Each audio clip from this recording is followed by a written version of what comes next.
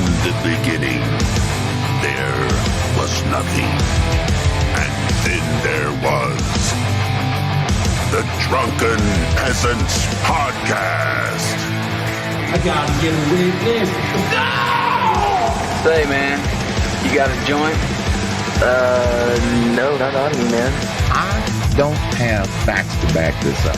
It'd be a lot cooler if you did. That's true. Sometimes I cry. Oh! Lick my butthole, he laughed. From the strangest corners of the internet, here to bring you opinions of the world from an altered perspective. Here are your hosts, the Drunken Peasants. Hello, everybody. Welcome to the Drunken Peasants Podcast. This is episode 1161. And we're back again, way earlier, 3 hours earlier than we normally are. We got Tommy C. We got Matt Pitt. Yeah. No, it's great. I might be able to watch a movie after the show tonight. Oh, okay. I feel bad. Well, I got to start off with an apology, first of all, because I did promise you when I moved that it just never worked out. And then I did talk to Ben during that time, but I was just kind of being a bad friend. And Matt Pitt was like, dude, you got to talk to Drunken Peasants, man. What the hell's the matter with you? I was like, yeah, but it doesn't work. And blah, blah, blah. So I'm glad that you finally said, get your ass over here, Ben. I appreciate it. Yeah, I'm persistent. Yeah, it's good to have you back. Matt, good to have you on too, Matt. Oh, thanks, Billy. I mean, this is a surreal experience. I've been watching Drunken Peasants for a while now, before Shot from the Point and everything. Like, I've been in your Discord, been a Patreon for a little while at some point. So, yeah, this is really awesome to be on the show. Yeah, I remember you used to hit me up in DMs during the show and give me all the hot tips, and then that stopped because you started giving them to Tommy C. Wow. Yeah, Tommy brought me on. You should have took No, I know, right? No, it was good. No, but it's been good to have you both here today, and we got history, and we got other history. I watched the episode you guys did yesterday. You were talking about Rabbi Jane and Repsion. So I think we'll probably talk a little bit about that. And what's Matt's show what's the name of your show that you were doing that got all the heat on you? It's called Now Recording. That's our podcast with a couple of guys I met through Shot from the Point and stuff. So, yeah, and we were reacting to the Raw by Jane Twitter spaces she did after finding out that Maya had doxed her kids. And is that claim agreed upon by both Matt and Tommy that the kids were doxxed? Or Oh, God, yeah, I mean, without a doubt. yes. I mean, because I haven't looked into it. All right. Well, I guess, we can split hairs with the doxing thing. Yeah, I think she, how about this? Instead of using the word dox, because that can be taken a bunch of ways, I think she maliciously put out the court documents to get the children's names out there to intimidate. So what she did was she linked to public documents. Yeah, right? She did look, but maliciously names I on there think, too. But they were public documents. So Oh my God! Here we go. That's where things get fishy. Because they were public documents. You know, and she didn't say Billy, look at these kids. She just linked to public documents. She did post pictures of her with her kids and be like, look at her with her kids. Yeah, those were from Jane's website. I know. I knew you were going to say that. Because let's be honest here. Everybody wants to make Maya to be this super villain, right? So let's do it properly. This is the same thing with Onision. You want to attack Onision? Here we go. Do it the right way. Don't make this big balloon of bullshit that she shall not be named, and so you can't point out exactly what she's done. See, like Tommy's position this whole time is like, I'm in no way on Maya's side. I just have an issue with how Jane handled things. But Billy's here to take the whole other side. I'm sorry. Yeah. I'm sorry. Anytime anybody's in a relationship with somebody younger than them, and they have a breakup, how much younger? Doesn't matter. It doesn't matter. So if they're like 6 months younger, if that's obviously the same. If it's 5 years, 10 years, whatever, you have to take into account that this person entered into the relationship with a little bit of a naivety, a little bit of like they were on a lesser level. I'm sorry. Left with a lot of insanity. I'm sorry. You got it, and to put out like hit pieces on her. Like, you don't need to, right? Was that a response, though, to just to play devil's advocate? If she's crazy, nobody's gonna take her seriously anyways. Okay. You make her serious when you start to feed into her shit. And then she goes and she posts something, a public document, like, she's doxing my kids. Well, you fucking pushed her against a wall. You pushed a crazy person against the wall, they're gonna do crazy shit. We did. I gotta be honest with you, Billy. I mean, like, I do think the doxing thing is debatable, but I also believe it was put up maliciously because she knew, however, she was going to take it, and I think she's enjoying that attention, Maya. But I have to agree with you, like 100%. Otherwise, because I do think Repsion and Jane have done absolutely everything you can do to irritate somebody who is clearly fucking disturbed. I just had a big argument with Augie, and I mean, he seemed to suggest that, I did that stream yesterday, and then he said I flat out ignored the part that the Jane did, and I disagree with you on this. Excuse me, Maya. I disagree with you on this. I do think that was malicious. I do think it's also debatable, but there's a back and forth, right? There's malicious on both ends. Like it might be. Yeah, that's kind of what the thing was. The thing was about, look, you fucked with my friend and used your kids, and we have it in writing to go after Matt when he didn't go after your kids. And then we also showed, Repsion put that, look, she tweeted 5,000 times yesterday. Perhaps that's not helping anybody. That's just encouraging this guy. Yeah. We said that, and I agree. So I disagree with you. I do think she's malicious. At the same time, I think those guys are doing everything. I'm not saying she's not malicious. I'm saying she's a young woman with BPD who is being pressured by not just Repsion, not just Jane, the entire fan base they have, and she's trying to prove herself, and it's an impossible thing to prove anyways. Nobody cares. Nobody cares if you're right or wrong, Maya. I wanted to. You don't care if you act like. Just for a second, I wanted to divert to something that made me chuckle, and I wouldn't have known about this unless Tommy retweeted it. Going after someone's children is the most reprehensible thing you can do, so I'm going to post a picture of your kid instead. Oh, my God. Adorable kid, by the way. Here's the thing. This is where I kind of agree that I think there's some debate there on the doxing. I still think it was malicious, and I think this was malicious too. But he was trying to make a point at very least. That picture, in fairness, is on my Twitter timeline, but it's the same thing. It's designed to intimidate, right? Has he broken the rules of doxing? I don't know. But my point is, if you look at my response to that, my kids have been doxed. All these things have happened to me, and I don't do what Repsion and Jane does. And you know what I didn't do? When I did get doxed, I didn't go fucking Billy the Fridge if he happened to laugh at the situation that had nothing to do with my kids. I didn't try to make him out to be a bastard. And nobody, hardly anybody knew about your doxing, though, right? You didn't turn it into like. I don't tell. It's happened a bunch of times, and my kids have been drawn on it, and I've had pictures sent to me of them that were photographed. I've been doxed. I had people call my parents who were like older people pretending to be the Seattle police looking for me, all kinds of dumb shit like that. I never talked about it until right now. Yeah, you don't turn that kind of shit into content. Unless you want that content, unless you want that smoke, unless you are an Onision type who turns everything that happens in their life into content. That's the thing. I like Reps. I think he's sticking up for his people. All right, I get that, but just because bad things happen to you, I mean, I don't like if Repsion is turning this for content because his life has been a reality show on YouTube for years. He's not doing it to my fucking guy. It's not happening. Period. You are not doing that. I'm not allowing it to happen. So I fucking nipped it in the bud. The argument was, well, Matt, we're going to have a conversation because I pointed out that she was joke policing and she was going to dump on Matt. How do I know? Well, you don't know that. Yeah, I do. I got her on audio saying she's going to dunk on Matt and saying that and I got her writer saying Matt was attacking her kids. And then I got a shot of a screen saying humble pie be served to Matt Pitt. Yet he's allowed to make jokes, and I never said he wasn't allowed to make jokes. Get the fuck out of here.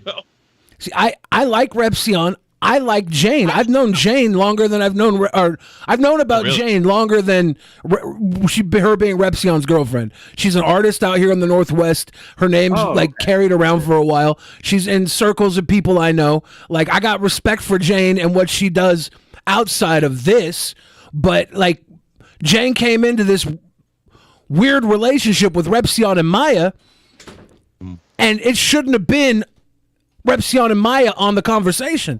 When you're in a relationship with somebody, you shouldn't be worried about their ex, no matter how crazy they are. Blow that shit off. Look, it is. I'm going to stick with Repsion. I didn't think I would. It's easy for us to say what we would do in this situation, and then look at it. But it, first of all, A, it doesn't make us wrong, and B, this has been going. This is not a one-time incident. How long has it been? 3 years? Since they broke up? Yeah. Well, the argument that Repsion's using this arc. This is his latest arc. There was a turbulent era where they were like off and on, and then there was like the definitive breakup where all hell broke loose. And what was that? Was 2021? Yeah, 2021. Okay, so last year or so. Yes. I don't know. Everything, he's lived a public life, right? And then it's very clear that Jane's trying to live that same public life that me, you, and Matt have all chose, but she wants a separate standard. Fuck that. No, not happening. And especially if you're going to use my guy to make it seem like he's attacking your kids when he's not. Yeah, that's ridiculous. I watched the video. There was no kid attacking. They were laughing about how she was like, eat my ass, eat my ass. That was it. And by the way, she monetized eat my ass. She's selling a t-shirt now. Yeah, the beat drop. Yeah, the beat dropping at the eat my ass point was like perfect. Get your money. Yeah. Yeah. But it was so offensive when Matt did it, she monetized it. Yeah. For a t-shirt. I do want to say that I ended up having a very healthy, normal conversation with Jane, and everything seemed to end amicably, and we both kind of saw each other's side, and it just then I went back on Shopping the Point, and Tommy was. Yeah, Tommy sees. I was watching that while I was setting everything up here. I think Tommy sees that as you kind of bending the knee when you didn't have to. I think that was the first time. I think it's the first time I've actually legitimately made that uncomfortable, because he was like, "Oh, he did one more oh Jesus than I was normally." I know Brad that pretty well, and I was like, "Wow, he really thinks I'm fucking." I thought I was making fun of your leg, but there is an aspect that some informative. But there is an aspect that, like, no, I don't want him to bend the knee because he didn't fucking do anything. And I don't believe for a second, by her behavior, her audio statements, her written statements, her monetizing of that fucking t-shirt, I don't believe that was anything other than an attempt to bully Matt. And as soon as I put out, I was like, were you a joke cop? That narrative switched. Like, Repsion's given me 3 different fucking things. Repsion told me, no, they're going to talk to Matt about respect. That's a lie, okay? And it turned out to be a lie. Then it was, look, we never said that not joke about her, okay? And then we got an audio tape saying basically, who the fuck are you to joke about me? You know, there you go. That's on audio. And then the third thing, when you point those things are bullshit, then it's like, well, she had an emotional reaction. Well, no shit. Because that goes back to the first thing. Just because you have an emotional reaction doesn't mean you get to take it out of my guy, period, or anybody else. You're fucking in the commentary community. You want to throw bombs? Get bombs back. Get the smoke. You don't get to have an emotional reaction and intimidate people, right? Like that's yes. Boy, bingo. That's what I should have said on you. You don't get both.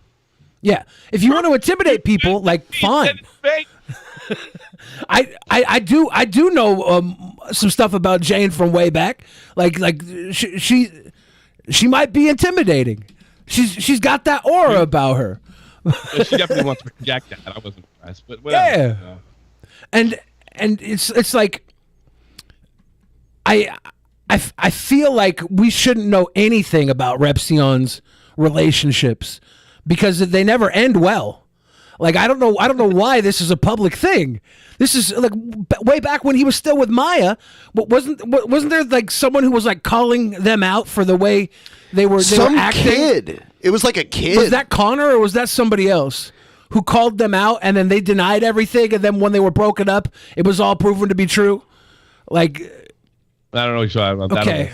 I don't know. All I know, Colton, yeah. Oh, Colton. That guy's... Yeah, it's like Colton, yeah. All this stuff, it'd probably be better off if we didn't know anything about Repsion's girlfriends. But now that we do, it's content. This is the life you chose. You entered this world. Well, I've done very little content on them, right? And the first one I did on Maya, acting crazy, and I've avoided because I generally like Repsion, but I think this thing spread to a point where it did affect me. So I have a meeting with Matt. I got this new thing where I'm trying to start this sort of soccer project, right? So I'm doing streams a lot later. So Matt's supposed to meet me at 12 midnight my time, right? So I get a call from him. I got to go fight with this Jane for what? And I'm just like, and she's telling me, it's like, so wait a minute, she's using this kid thing, even though it has nothing to do with kids. Fuck that shit. I'm firing first. You know, I mean, that's bullshit. Their relationship is so toxic, and this has got so public that it literally affected my day to day. That should be like red flag right there. We got to fuck downshift.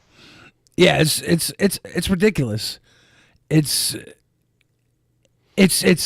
reminds me of when we had what's that girl, Shiloh, Onision's ex, Shiloh. Yes. When she was she was at the peak of her intimidation victim tour. Yeah, I remember that. And she was going after everybody. She went after you. She went after me, and I had to fucking tuck tail and back off.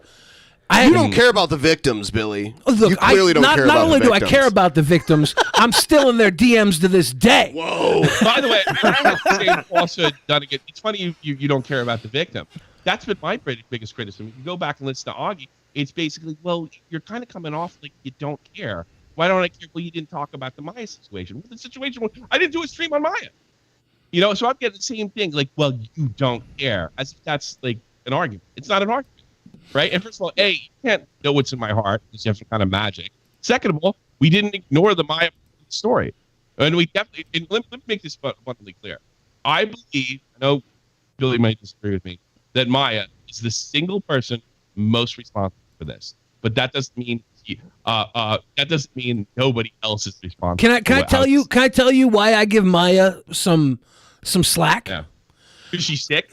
The first time I met Maya was with Repsion. It was PAX Me weekend. too. I was there too. We were all at dinner, and I think Chris Raygun, Matt, I can't remember Boulder Matt's full name. Matt Jarbo. Fuck. Yeah, he was there. Matt Jarbo, good guy. I love Matt. Could not remember his last name. But Matt Jarbo, there's like a whole Jeff Holiday was there. It was a big table full of people. I was down at the end with Maya and Repsion. I was on that. I was there. And we were talking the whole night, and they're like telling me their whole story about meeting. And it's like Maya was a fan of Repsion when she was 11 years old. She's over here. She's over here like Onision had a lot of 11-year-old fans too. Yeah, and how many of those 11-year-old fans did he date? Just how long Repsion's been on this platform. But it's like this is an 11-year-old girl. He dated them after they were. This is an 11-year-old girl who has been looking up to Repsion through her formative years, through puberty and everything, and then she's dating him, and it's like there's so many red flags there. You're asking for trouble. Did Repstein date her on date? I mean, I don't know. I'm gonna Repstein. So, Tommy, I don't want to interrupt, but I'm starting to think your audio's cutting in and out a lot, and I don't know why. Oh, okay. It's usually it was just me. No, it's on my end. It's getting worse too. I don't know why it is. It's like normally it doesn't do this. Maybe I should just add you to the call with Matt. Maybe we can leave your video on and we can take your audio from Discord if that'll work better. You want me to do that? Yeah, I think so. I'll mute. Give me a call on Discord.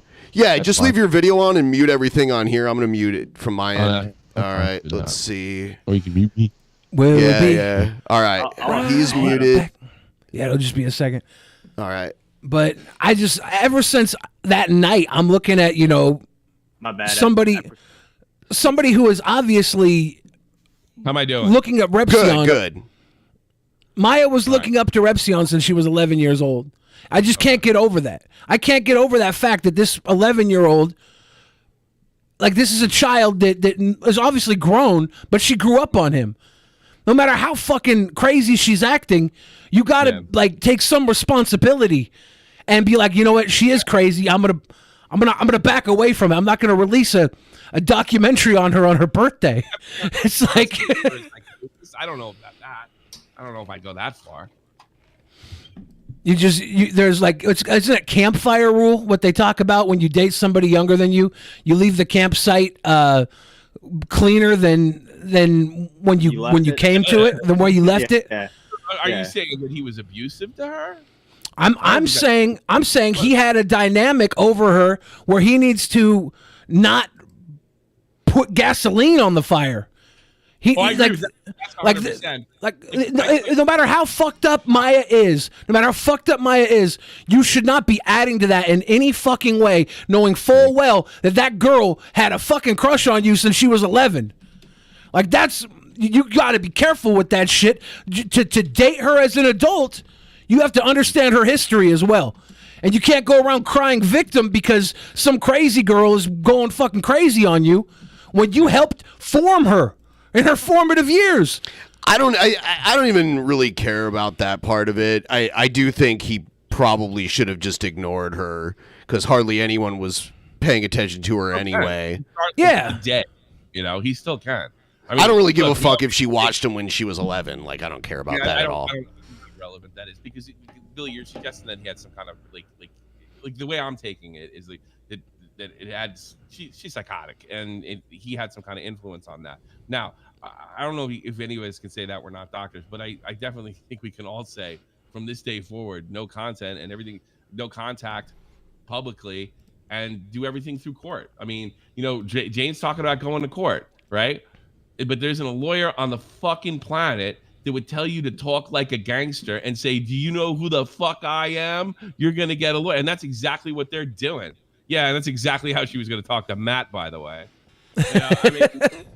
Yeah, that's it. It was a very nice conversation.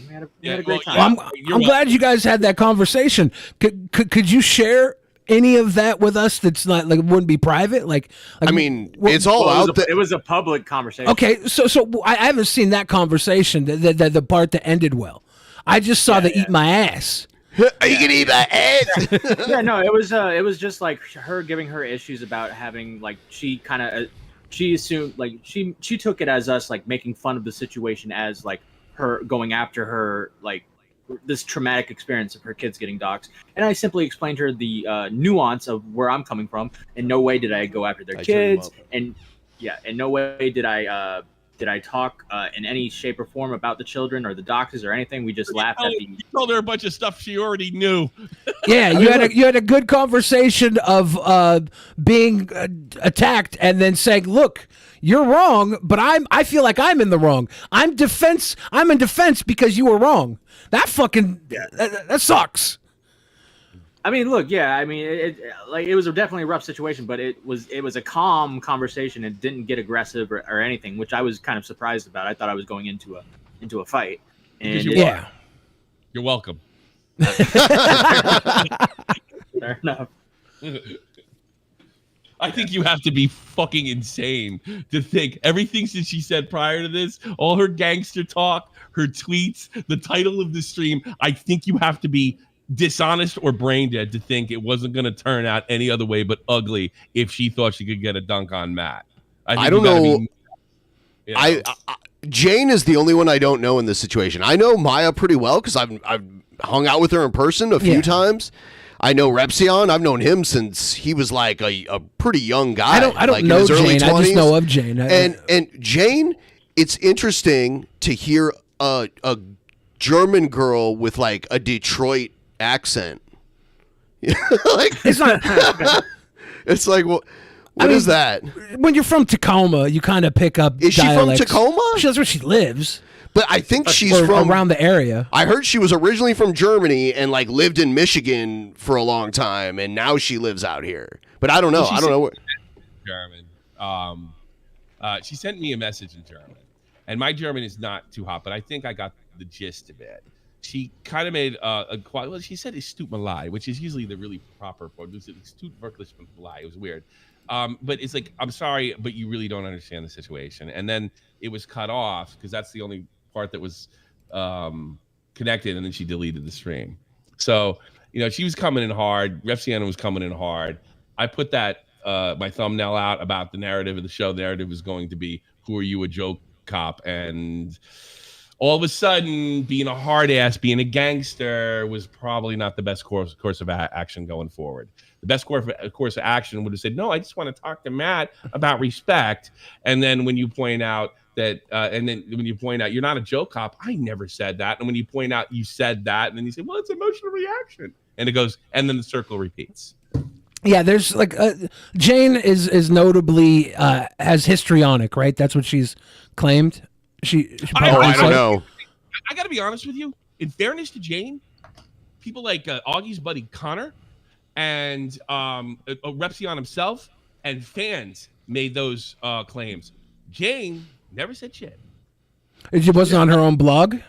No, it wasn't. She really didn't say anything. She didn't say anything like that. Okay. Then she didn't say anything to Matt like, yeah, I kind of just overreacted because this crazy thing with this crazy woman and my kid posted my kid's name. She didn't. It wasn't like an apology thing, you know? Yeah. It was a narrative shift, is what it was. They shifted narratives when it wasn't convenient to come off like a gangster, and that was the attention. And there's no way you for that unless you're fucking ignore everything she said, everything she wrote, and say, well, you don't know for sure. Well, yeah, I don't know if a fucking asteroid's gonna hit me in the fucking face right now either. Jane is a little bit gangster. Let's not write that off. She's not from the part of Seattle. She's not from the part of Seattle where they play golf all the time. No. You can make a joke and you can make fun of what she's talking about. She's talking about respect. And if that doesn't work, she's talking about emotional reaction. Or I shouldn't even say not her defenders. Yeah. Look, there's some context to this that I think we're leaving out. The tattoo stuff. We made a joke earlier on in the year last year when her tattoo shop was robbed. We made a joke like Tommy said something like, "Oh, how funny would it be if it was actually Jane the whole time?" Dun dun dun. And it was me, Austin. That's literally what I was gonna do. Yeah. What did you do, Matt? Well, apparently I was being told that she did not like that joke, and she was telling people in the Discord that she didn't like it. And I think one of the friends or one of their crew, I don't know who it is, said that they wanted to flag it or something. And then that's all the little stuff I've heard. I remember seeing a screenshot earlier this year of her saying something about Tommy, but I couldn't find it. So but that's some of the context there. Wow. She did not like that joke. The spokespeople have said you can make fun of her all you want. It's just about her kids and respect. I'm saying that's a fucking balls out lie. I don't think, and go back a couple months when I made, essentially it was me, Austin, joke. She doesn't like jokes, and she knew that Matt was joking around. She was trying to intimidate Matt. We know that. It's like it's actually just undeniable. You know, it's not, I don't think it's like the only thing you can do is what that idiot Connor did and say, well, I believe Repsion. You have to ignore everything I said. You have to ignore everything I did. And you have to ignore what Jane said she was going to basically do to Matt. I'm going to take out Matt. Watch it, bitches. You know? So, Matt, confirm or deny, did you eat the ass? Did I eat her ass? No. Wow. No, I did not eat the ass. It was a very very calming and a very nice conversation we had. No ass eating took place. I'm glad that it ended nice. I definitely. One of my favorite parts of this dynamic is that I think Jane has more respect for you than Maya does, Tommy, and Matt. Like Maya fucking hates you guys. Bro, Maya, dude, you should have seen the DM 2 or 3 weeks ago. Maya's DMing me, screaming at me because I didn't at her in a tweet when I was promoting the interview for Steve to Leave, and she's just like yelling at me in the DMs and being like, and I'm just like, Maya, just make a fucking video, telling your side, and she's just like, oh, I should make a video? Well, you fucking lazy pieces of shit ain't doing anything. I gotta make the video. And I'm like, yes, it's your story. Woman, everything has to be done for her. Yeah. She is completely shadow banned on Twitter. Like I'll even type in Maya and I follow her. Yeah. I'll type in Maya and her account won't even come up. Like she is. Tweets that'll do it to you. Yeah. Also, she got blocked by like Belle Delphine, and like she was bitching about that on Twitter. I saw that Belle Delphine blocked Maya. That's was it because she was just adding at her so much or something? Yeah, just like in her replies the whole time. And the funny part was Maya finds out she's blocked, posts a screenshot, and be like, "I like the other girl anyways. I like the other girl. She's better than you." You know, I block more than I think 3 or 4 people, and I block Maya now because I got like she thinks she has an own on Jane. which is kind of comical. She doesn't. And that's the 5,000 tweets we saw yesterday. She's constantly like sending that to everybody, and I just like I don't know. We need Louis Farrakhan to come in and set up a peace deal between these people. In order to find her Twitter, and I literally follow her, I have to type in her full account name on Twitter and search it, and then find other posts she was tagged in and click on those to find her. She gets fucking flagged out of oblivion every time she posts something. It's how many spam tweets too. There's spam too, yeah. Yeah, but yeah. Like, guarantee you, like half of those things are getting fucking flagged too. Nobody wants to see that. Everybody's blocking her. It's like she wanted me to retweet the post that she had a few days ago. Oh, the one that mentioned me in it? Yeah. The one that claimed I was grooming people in Repsion's Discord? Yeah, and I'm like, what do you want to get out of this? Like, what are you really trying to get out of reposting all this stuff? Like, there's so much going on here. Like, what's your goal? And she said her goal was to get them to leave her alone. And I'm thinking to myself, like, this is not the way to do it. There's got to be a better way than this. Shit. Her goal is like that's her goal. But it's like you have to think from Maya's standpoint, right?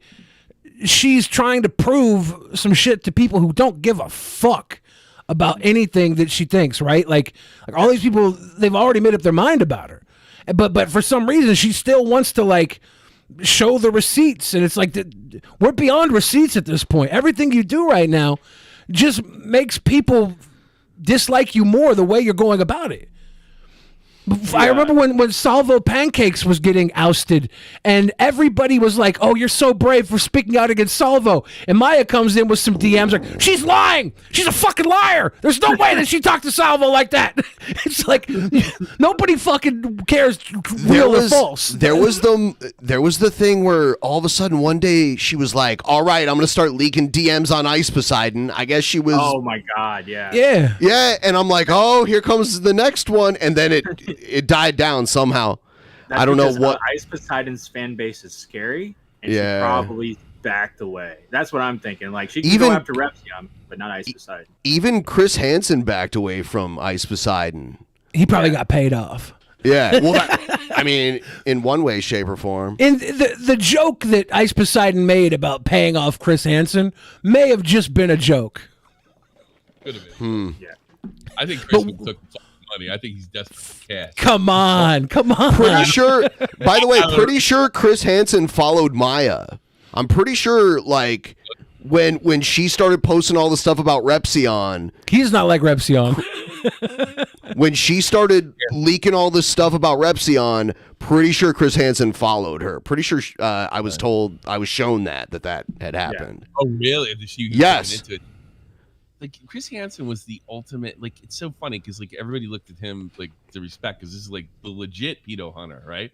And it turns out you put him on YouTube, he's just as fucked as everybody else around here. He was. Yeah, it was all nostalgia keeping him going. And even then, he was the host of pedo hunting. Other people were doing the work. Hunter. Yeah, he just showed up and read some questions. He was like Mark Summers. He didn't build the Double Dare set. Even Mark Summers. You guys are Gen X, man. Yeah. Millennials get that. Some millennials might get that. Yeah, I get that. Late millennials. Gen Y. They used to say that. You guys are Gen Y. I think that's. But they got rid of that when Millennial came around. Did you ever see Mark Summers and Burt Reynolds on the Tonight Show together? Have you ever seen that clip? No. They start like. Burt Reynolds and Mark Summers are on together, and Burt Reynolds makes kind of like a disparaging comment towards Mark Summers. Mark Summers was way smaller than Burt Reynolds, and then Mark Summers is like, "At least I'm still married," and this was like right when Burt Reynolds has gotten divorced from Lonnie Anderson. Yeah. And then Burt Reynolds takes his like cup of water and just like pours it into Mark Summers' lap. And then they just like go back and forth, like throwing water on each other and like taking shots at each other. Mo Moon in the chat says Billy the Fridge victim blaming like always. Point it out, motherfucker. He doesn't care about victims. Point it out. I said that Point it out. If I do care about victims because I make so many of them. I need to make sure they can't come back and get me. Okay? Yeah. Fuck you. know what you don't care is it's the new fucking like God argument.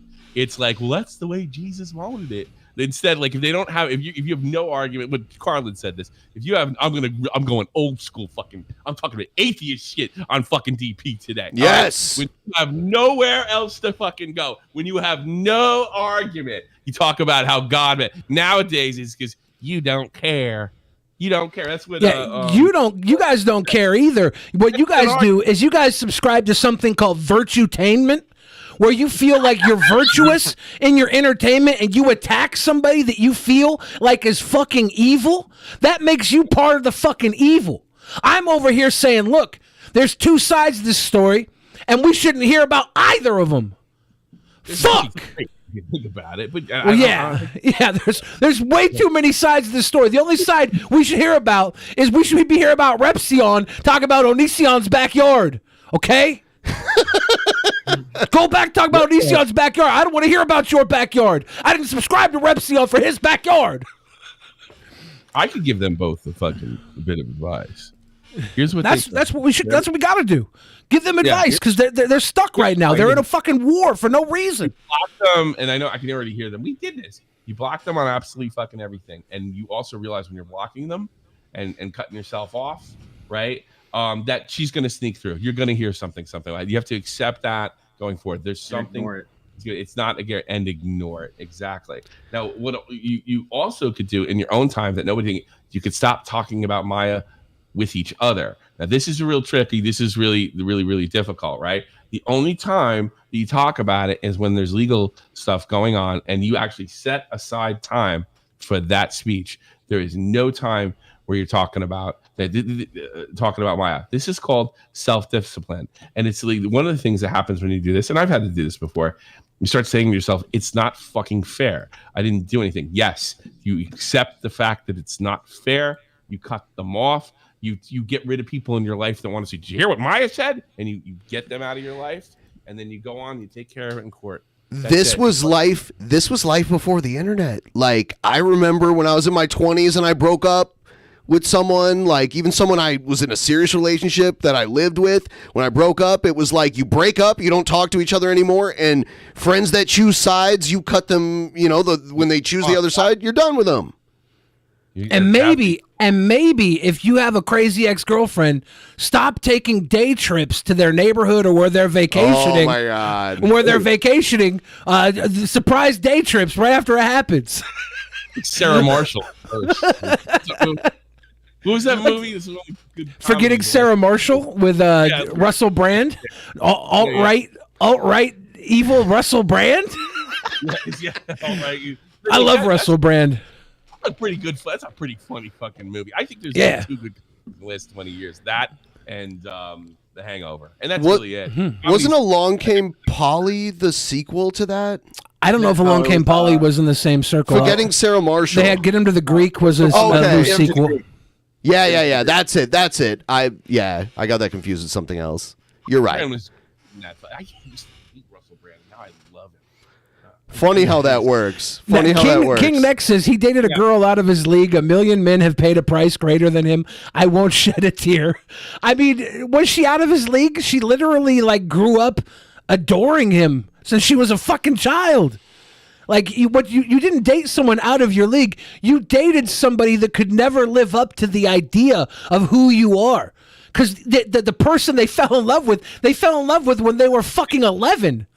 At this dinner with Maya and Repsion, when I first met her, she randomly says, Repsion was the first person I masturbated to when I was 11 years old. Why would she say that? And Repsion goes, you were 12 years old. And I'm like, fuck. Like this, I hope this goes the distance. Because there's way too much history here. This is why I am glad my divorce was kept quiet until it was 100% over.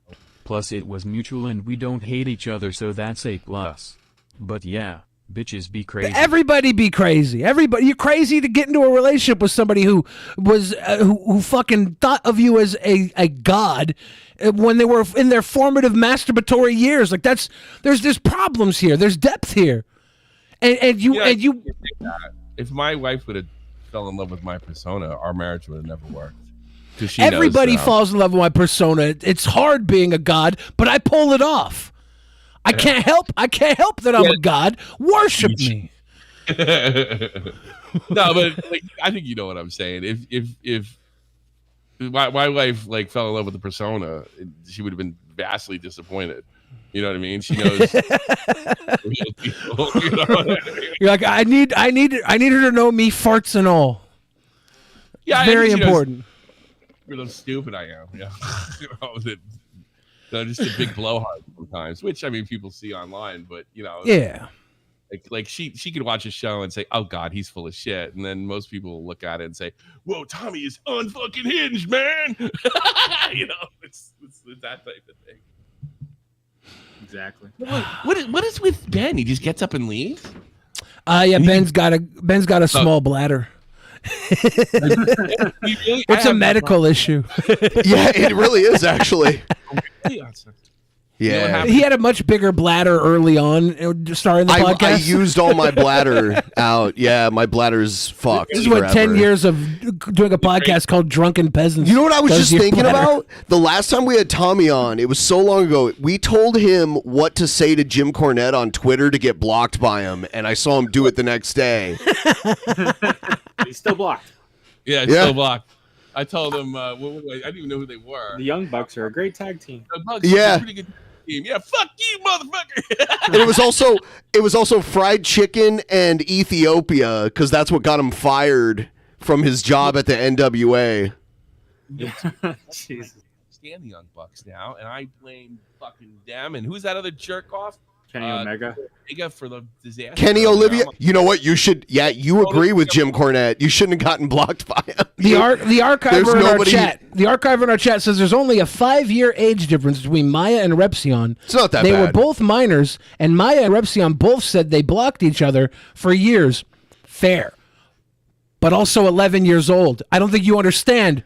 When you're first learning to touch yourself, you usually do that to like Jean-Claude Van Damme or Pamela Anderson. When I first started watching Repsion on YouTube, it was because TJ promoted him, and this is before I knew TJ. It was before I knew TJ. TJ kind of boosted this kid, and he was a kid. He was like 16, 17 years old. He was a Christian, too. Yeah. I'm pretty sure TJ played a huge role in Daniel becoming an atheist. Yeah. Pretty sure. I'm not saying Repsion and Maya shouldn't have been together. I'm saying Zion went from one schizo broad to another. He made his bed and should lie in it. He shouldn't be virtue signaling for his current GF just because she brought the issue to light and made a fool of herself. Can you guys hear the TTS? Matt and Yes. Tommy. Okay. But that guy, so I heard my name. I can't stand it. I'm a megomaniac. What did he say? There was, I literally just listened to it, that he shouldn't be virtue signaling for his current girlfriend just because she brought the issue to light and made a fool of herself, let alone rally against Matt and Tommy. Yeah. Well, first it was Matt, then pick me first. Yeah. And then I forced the issue. Then I was like, well, pick me. Well, you know, here's another thing, too, that a lot of people don't know. You never believe this guy. There's a lot of people who don't like me, right? And there's other people that are kind of in between. But both those groups of people seem to think Matt is a good person to ridicule, ask a lot of questions. It's like, well, you should do this, you should that. So Matt takes a lot of the hate that I normally would get, right? Because I don't sit on fucking Discord and get yelled at, or very rarely, you know. Matt is a man of the people, and I'm not. I'm a superstar. Well, I wouldn't say I'm a man of the people anymore after somebody wrote a fucking letter to Tommy complaining about me. Well, everybody gets a letter. Who cares about a letter? My point is, I'm getting away from my point. I think fucking Matt, because he's really laid back and he's a really good person. Like if they want to get at me, the next best thing is Matt. That's pretty much what I'm saying, and I think that's what happened here, and I resented it. The archiver again is putting out points saying Maya has said on the record so many times that Repsion never did anything sexual with her as a minor, and even told Keemstar in DMs. I don't know if I'm coming off as like I'm accusing him. I'm not even saying Repsion shouldn't have dated her. I'm saying afterwards, you don't goad her. You don't push her further. You dated this young girl. It was within the law. But you have to handle a breakup different with her than you would. They were pretty close to the same age. It's like the same difference between my parents' age. Yeah, but you have to when you start dating somebody at 19 that's been following you online for 8 years, like she knew of Repsion longer than she has known Repsion as a boyfriend. I love it's this. a fucking different dynamic. We had them both in here, and we have these Zap collars. And look at the fear on his face, because he agreed, dude. He's such a nice guy. He was doing this for donos. Like, he volunteered to get zapped. We didn't even ask him to, and he put it on. Why? And he Is this on max? Is it? No, it's on 50. Yeah, so you hit the 50%. Kirsch, and she had look how happy she is to have. We do have a second set of collars. So if you did want to zap somebody, it can be tightened, but I'd be willing to put a collar on. It hurts too. It does. It is something else. I want to get to the point where Captain Kool-Aid's handler says, "Holy fuck, she's kind of hot." Does she do YouTube too? No, not really.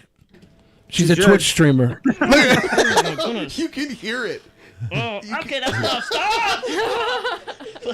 Dude, it hurts. All right, so far it's just funny. Yeah, no, this is funny. This is back when they were having a good time. Yeah, we've done. Oh, here. She's just leaning into it. Yeah. She's enjoying it. She just lays on the We fucking had shocker. Kirsch here too. You know Kirsch, right, Tommy? Yeah. That's Kirsch was there. Oh, Yeah. Yep. This is pre-pandemic when you could walk outside. Yep. Spread. No, it's like it spreads in the area. Like it's like an AOE electrical Are you sure you attack. don't want to go? I definitely shot don't. for shot. I have touched shocking fences before and shit like that. Actually, No, it's not. Oh, it's not like a shocking pencil. No offense. My No, the wife other day. Stop! Yeah. I haven't seen Like- Kirsch in a long time, and I'm feeling really. I don't know if you guys know this, but she just beat breast cancer recently. Oh, Yeah. really? I had no idea. She was. Yeah. She is. Like I just seeing her there, like it makes me feel I should really. Yeah, she was visiting over here right before the pandemic happened. Yeah. This was like the year right This before. was, I think, September of Yep. 2019. You know what's so cool about her is, look, she's fine. I'm not gonna fucking.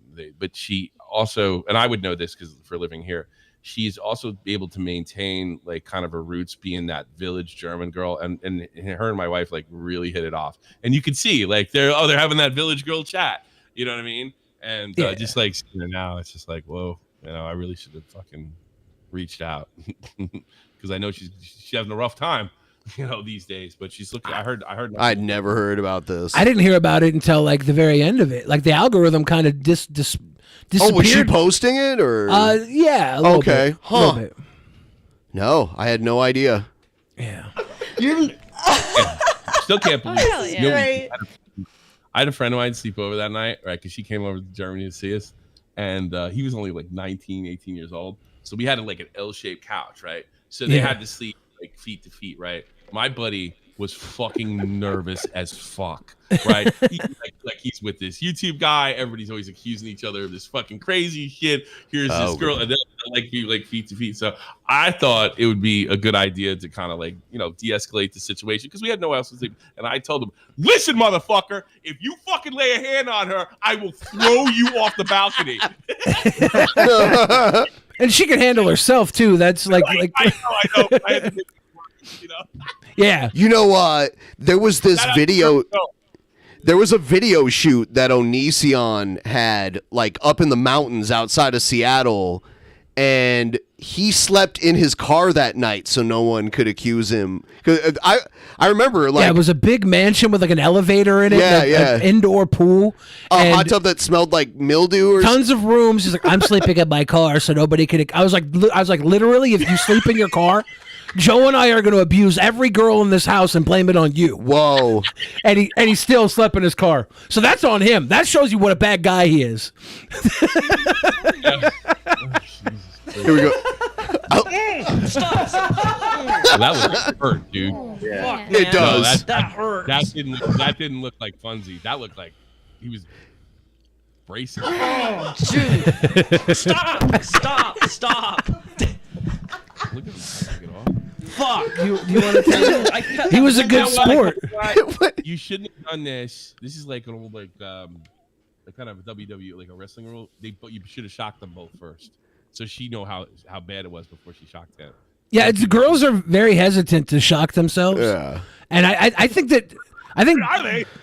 Dan was like down for it. He took it on. Yeah, dude, we had a BDSM game show in the old days of DP, and he showed up and got the shit beat out of his whole ass was purple. We had this dominatrix come in, and like it was Jeopardy style.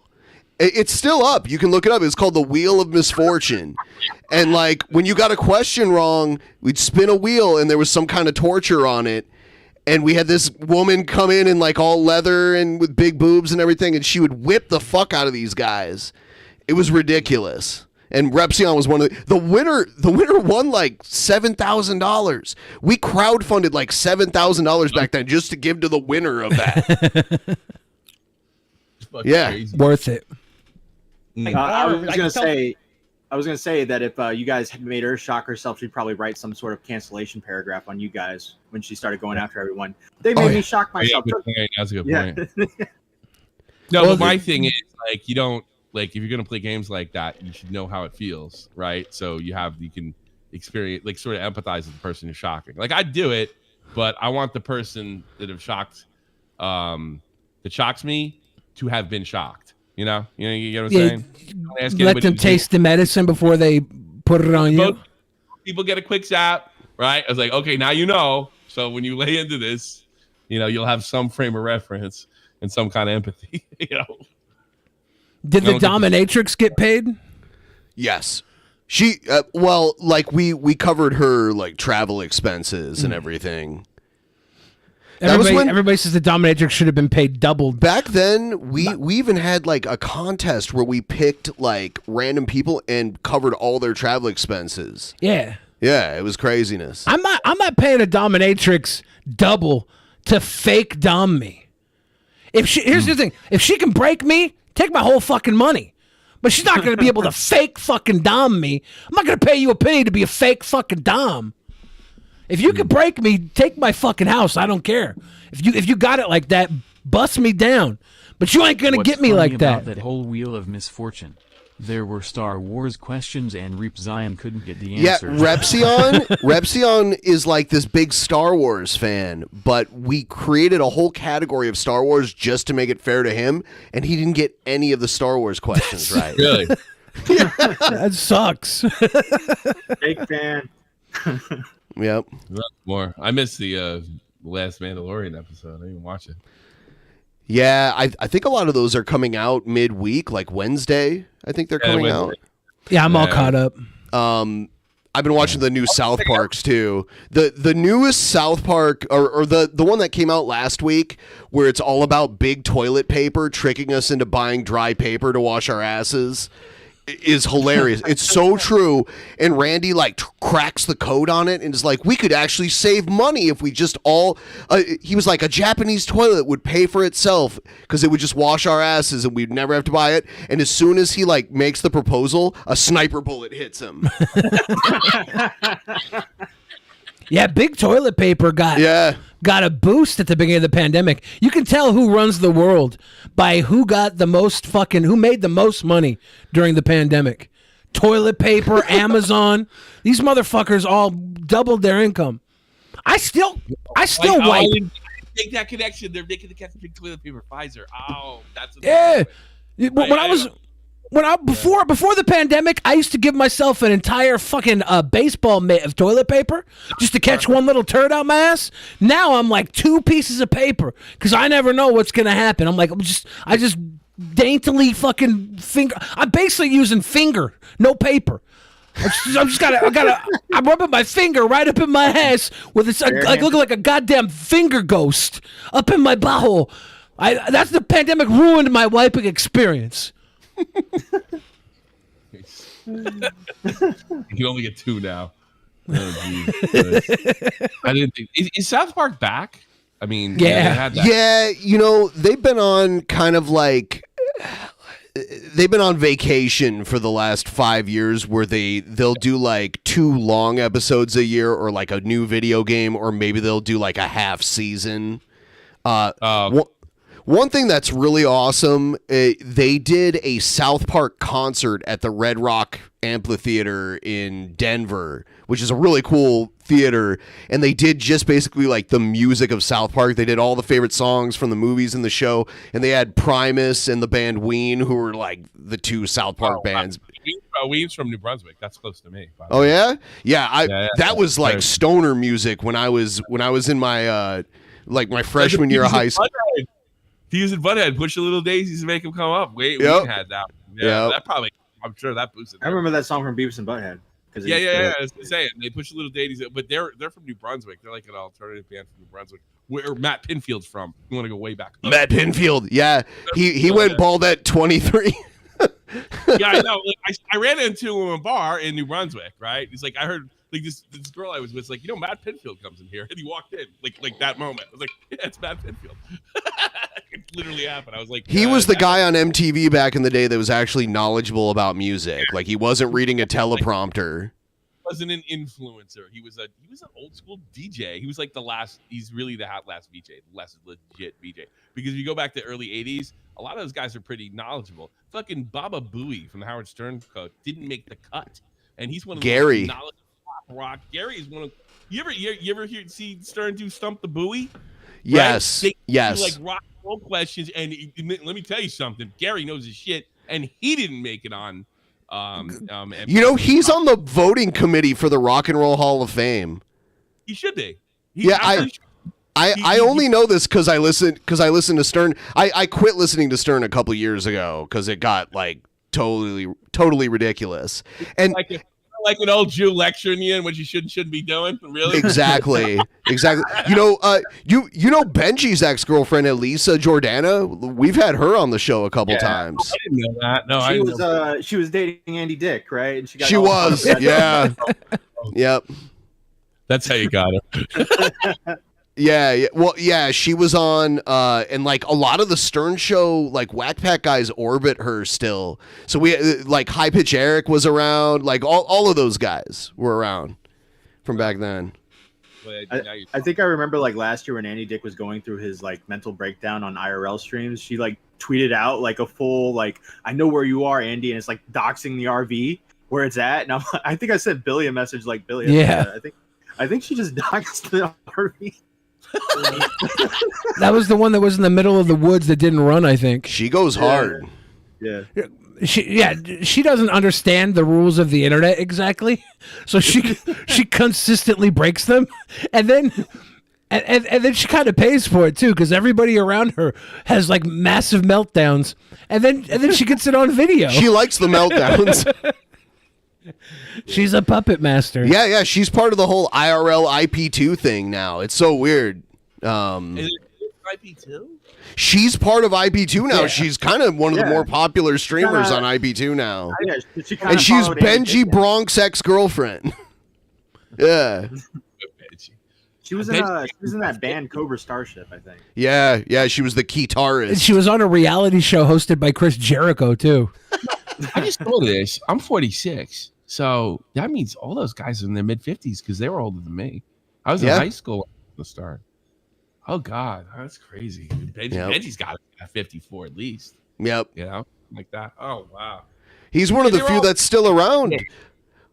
Wow. A lot of those guys got fired and are doing their own thing now. Like Shuley. Shuley moved to Mississippi, and he's still out there doing his thing. I've been trying to get him on the show for a while. Like, I'll get a reply where he's like, yeah, I'll be on the show, and then I don't hear from him for like a long time.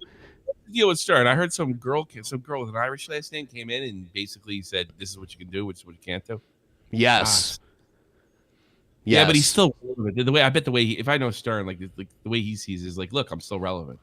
You know, but he's Well, not. his He's thing- not Joe his thi- Rogan. Well, he's so germophobic that he won't leave his house anymore.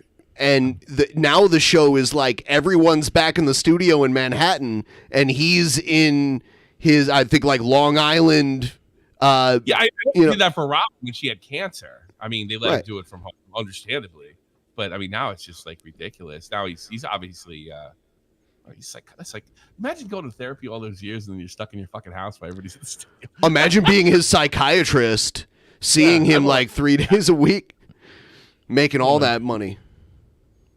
Yeah, I can't stand, like, he's become Imus, and actually worse because like Imus kind of lost his edge towards the end. He got canceled. Yeah, and he got canceled, but yeah, exactly. But he never stopped trying to be edgy, you know. And when he got canceled, he was weak at that point anyway. He's an old. That was an early cancellation. That was like before the advent of cancel culture and shit. I think they always got me about the Imus cancellation is like he said a lot worse over the years. You know, I don't even think what he said was all that terrible. It's something I would be completely comfortable with saying. He said that the Rutgers, New Brunswick, the Rutgers had a lot of nappy-headed hoes, and he thought that was probably okay because that's the way they talk in hip hop, you know. But it became one of those things. You're white, you can't say that. So he got canceled, and It's provocative. It keeps the people going. Yeah. Well, the worst thing he did is if he would have just said fuck off, he might have been okay. He might have got fired, but he might have been okay going forward. But his biggest mistake was going to Al Sharpton begging for forgiveness, because Al was like, yeah, sure, we forgive you, and then went on as this guy's got to be fired. You know? By the way, Billy, you have to hate Al Sharpton, ex-fat. What? Oh, because he lost weight? He was a total like big time fat, and then now he's like not. So he's contributing to the genocide of your people. Well, hopefully I can go to Al Sharpton and get forgiveness. So it's been 10 years. I went to a Jesse Jackson rally. Well, actually, I was a part of it because I was in the Army 10 years ago here in Wiesbaden. I actually met Jesse Jackson. I had to do, I was a commo guy in the Army, and we had to run this PA system and set it up for him. And people were like, a lot of the NCOs were so sensitive, and he was there. So I'm basically dragging all the equipment in and out. And then I walk in, I see Mr. Jackson on the wall. I'm not going to say anything. I'm not going to do anything. I'm being professional. Fucking 2 NCOs. What are you doing here, soldier? What are you doing? And Jesse Jackson came in. And you guys know I'm a righty. I don't like, I have issues with the left. Jesse Jackson came in. Cool. Nah, he's there for me. Thank you, soldier. What's your name? Where you from? And he made it all smooth for me. And he put all the answers. I was going to get like lit up. And Jesse Jackson came in and smoothed it all out. And I could see why people like were into him. You know, honestly, I mean, do you remember the election of what was it, like 86, something like that? He was running for president. Yeah. He had a deep run. I think he made it to like the semifinals. Yeah. You know. Yeah, he was actually 88. People are saying 88. Yeah, like he was likable for his time. He was very likable as a candidate, and like hardly any black people were running for president back then too. It was very rare. I would say he was not well liked back then. Interesting enough, my mother had an experience with him. My mother's an Eastern Airlines a flight attendant, and he came to all their rallies when that whole airline was falling apart. He was kind of a union leader, and she said he was awesome, right? And then she said he was like, man, I don't believe any of that thing that man has to say politically, but he's a cool dude. I know he lied about this. Did he lie about the Martin Luther King thing or something? He was there when he died, but he said something. He got caught. I forget what it was, but he was there when Martin Luther King died. But like man to man, cool guy, a real cool guy. Politics, you can have it. Cool guy, man to man, for sure. I think a lot of those, I don't know, what do you call them, pundits? What is a... Jesse Jackson was like a political... He was a political rights activist, and then he became a politician. I think a lot of those guys are just towing a line. He was one of MLK's buddies. Like, he was one of the younger guys when... Yeah. In the assassination picture, if I'm not mistaken. Yeah. And that's how old he is. see him much anymore. Last time I saw him, he was crying when Obama got elected. I remember that. It didn't look. It wasn't you. It wasn't you. A lot of people cried when Obama got elected. Yeah, a lot of people on the right cried when Obama was elected. Yeah. But then a lot of people cried when Trump got elected too. Yeah. Fair enough. That's what I like about being a Washington State liberal. Yeah. Is I don't cry ever because nothing bad ever happens in Washington State. We drive right by the homeless people. We drive right by all the protesters. We go get our Chipotle and our fucking Starbucks. The world's on fire off of the main roads. We just stay on the main road and everything's just fine. We're happy liberals. The world is our oyster. Can I ask you a question? Like, I'm on a huge soccer kick right now, and you lay host to one of the best supported, if not the best. The Sounders. The Sounders, yeah, but we're not like they get serious fans. This is not like a fly-by night or you guys pack. I think you have like 70,000 seat stadium. You have like a much bigger stadium. It's the Seattle Seahawks stadium. Oh, it's the same one, but they pack it. Yeah. Have you? I'm just asking a question. Like, what happened? Why is it reading the soccer over there? Well, first of all, that team's old. That goes back to like the 70s originally. The Sounders? Yes, yeah. And like when you go, they start they march in the streets all the way to the stadium like you're in Europe. Yeah, there's like a drum line and everyone follows and there's chanting through the streets all the way into the stadium. And I think they're playing on the global level. Like they're part of the MLS, but I think they've played in like international tournaments. They won the CONCACAF Champions League, and they're not in there now because they didn't qualify last year. But they're North American champions overall, and that's over Mexico, over Haiti, not Haiti, Jamaica, Honduras. They are the champions. Admittedly, it's the weakest conference of CONCACAF. Yeah, that goes to show you what age will do to a club like that. You know. Well, you know what it is? MLS picked clubs that already had history, like Portland, and it was almost like they got promoted, like they do here in Europe. The Timbers. These guys had long traditions going all the way back to the 70s, whereas the original MLS clubs were kind of like they kind of forced tradition. Like the Galaxy does this, and and they were just expansion teams. The Timbers and the Sounders have tradition, right? And it goes back years, and now it's even more so because those are the two biggest teams in MLS now. You know, in Ohio we had the Crew, but the Crew won the MLS championship a couple times. 2016, I think they won a championship. Yep. Seattle has always had some of the greatest fans in the world and some of the worst teams to cheer for. So like the Mariners, the Seahawks the Seahawks had like a couple good years. Where they went all the way, though. Yeah, a couple good years. The Mariners have never gone all the way.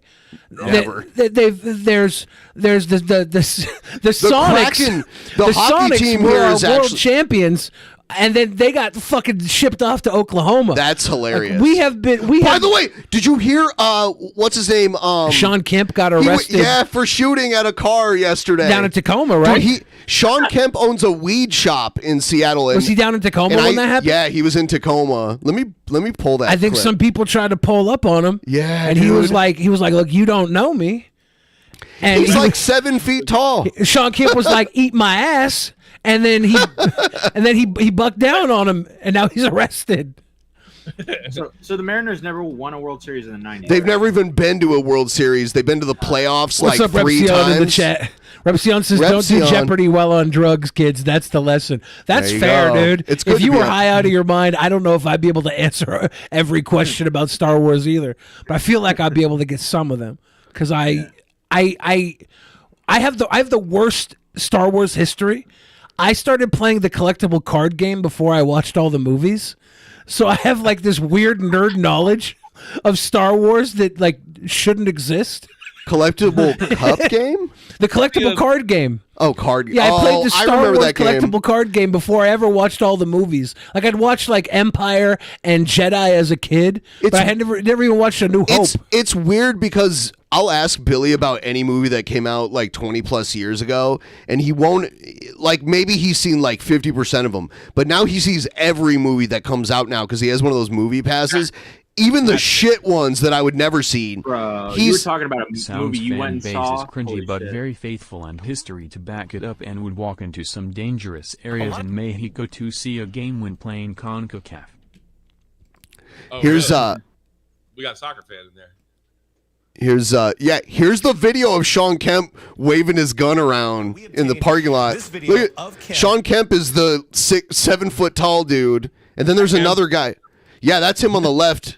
After the altercation outside the mall here, as he approached the vehicle, we understand the suspect shot at him, and he fired back in self-defense. Oh, okay. So he'll be let go then. Yeah, but there's still obviously a lot of questions. Look, he's got his gun in his hand right here. He's got his gun in his hand right. He's not waving it around. He's holding it up. This might be racist, but I'm going to guess that he's a basketball player. Yes. Yeah, he would. The last time the Sonics won the NBA championship, he was their star They player. didn't win. Oh, He they went didn't to the win? finals. Okay. Yeah, he was their star player when they went to the finals. They won, the last time they won was I think 79. He played for Cleveland too for a little while. Was Jordan era. He was one of the greatest players of like the golden age of the Yeah, NBA. Sean Kemp was one of those guys that went from high school straight into the NBA, right? Yeah. So there's a store in Seattle called Sean Kemp Cannabis, and it's a big weed store. And I was like, oh, I wonder if Sean Kemp ever actually comes here. And I walk in, and he's like literally standing by the door, like, how's it going, man? Yeah. No, he's so Seattle. He got busted in my old neighborhood in Shoreline when I like right up the road from my house on some like charges in the I want to say it was the 90s. And he's around. He's not one of those guys that's just like one of those guys. He's like he stayed true to the straights. They handcuffed that big motherfucker. Yeah, I mean you'd rather get caught with one than caught without one. Where's he from?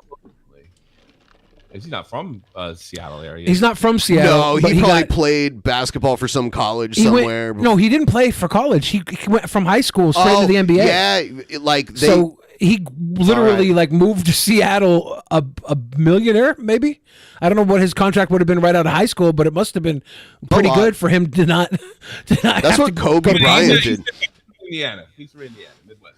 Oh damn. So was he a Hoosier? Was he a Hoosier? Probably played over there. He would have been. But with Bobby Knight, who used to like. Well, he didn't play in college, so like. Oh, you're right. It's the third time I've said this. Sorry. He went. You have to apologize. It's weird for that to happen that way, right? Today it is. I think he was one of the first. For a while a while they banned that. I think. I remember. I was in high school. I was 95. I remember this clearly as day. There was a guy that was talking to Cito Gaston. Cito Gaston is the former manager for the Toronto Blue Jays, right? And at the time, the media was having a heart attack because Sean Kemp didn't go to college. And Barkley made that stupid video. Hey, fools, go to college, go to school. Not if they're offering you $20 million right out the fucking gate. You can go back to school. So all this bullshit about telling everybody you got to go to school first. No, you don't. If the NBA is willing to give you a shot and a multi-million-dollar contract, you take it right there and then. You can go back to school if you really give a shit. And Sean Kemp knew that he was not going to be. Honestly, I think it's more honest. I can't fucking survive in school. You'd have to cheat for me. Yeah, which they a lot of kids. So he did it the honest way. But the media had a fit. They got Barkley to make a commercial on how it wasn't a cool thing to do. And I'll never forget this. It affected kids negatively. That guy that I knew in high school that was talking to Cito Gaston, right? He got a contract offer, $100,000 a year to go right to AA ball, right? And you know what he did? He decided to go to school. No. Where he went to Rutgers, and he couldn't hit the college pitching. So you know what that means? No $100,000, no Toronto Blue Jays, no New York Yankees. Yeah. something. So don't listen to the fucking media. There's your lesson. Get your money. They still play with aluminum bats in college. Like they don't even play with the wooden bats. I guarantee you, the college is 80 miles an hour though. You ever try to hit an 80 or 90 mile an hour pitch? It's like you gotta. It's almost you need a Jedi fucking reflexes. Right. You have to be born with that shit.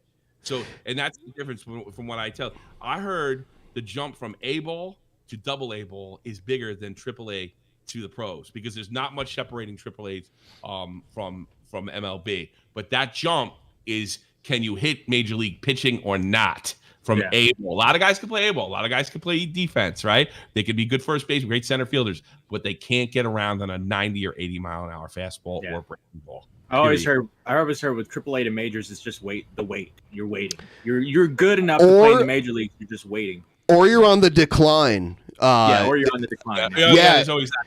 You go down too. Yeah. In my hometown, I grew up in Toledo, Ohio. We had the Toledo Mud Hens. Yeah, I know baseball's king where you're from. The Toledo Mud Hens, and they were the Detroit Tigers farm team for a little while, and they would always get the guys on their way down that couldn't hang anymore. I have a Toledo Mudheads hat. Do you? Hall of Fame. Yeah, well, I went to baseball home in Cooperstown, New York. That's a cool name. You got a Toledo Mudheads. That's awesome. They have one of the best parks in. I heard baseball's king in Toledo in that area. And that was for Jamie Farr and MASH Klinger. He was a Toledo Mudheads guy. That was built in.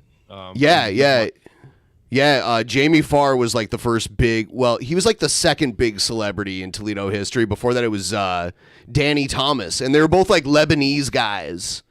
Isn't that weird? Yeah, they're both Arabs. Yeah, who was the guy that did the Subway commercial out there?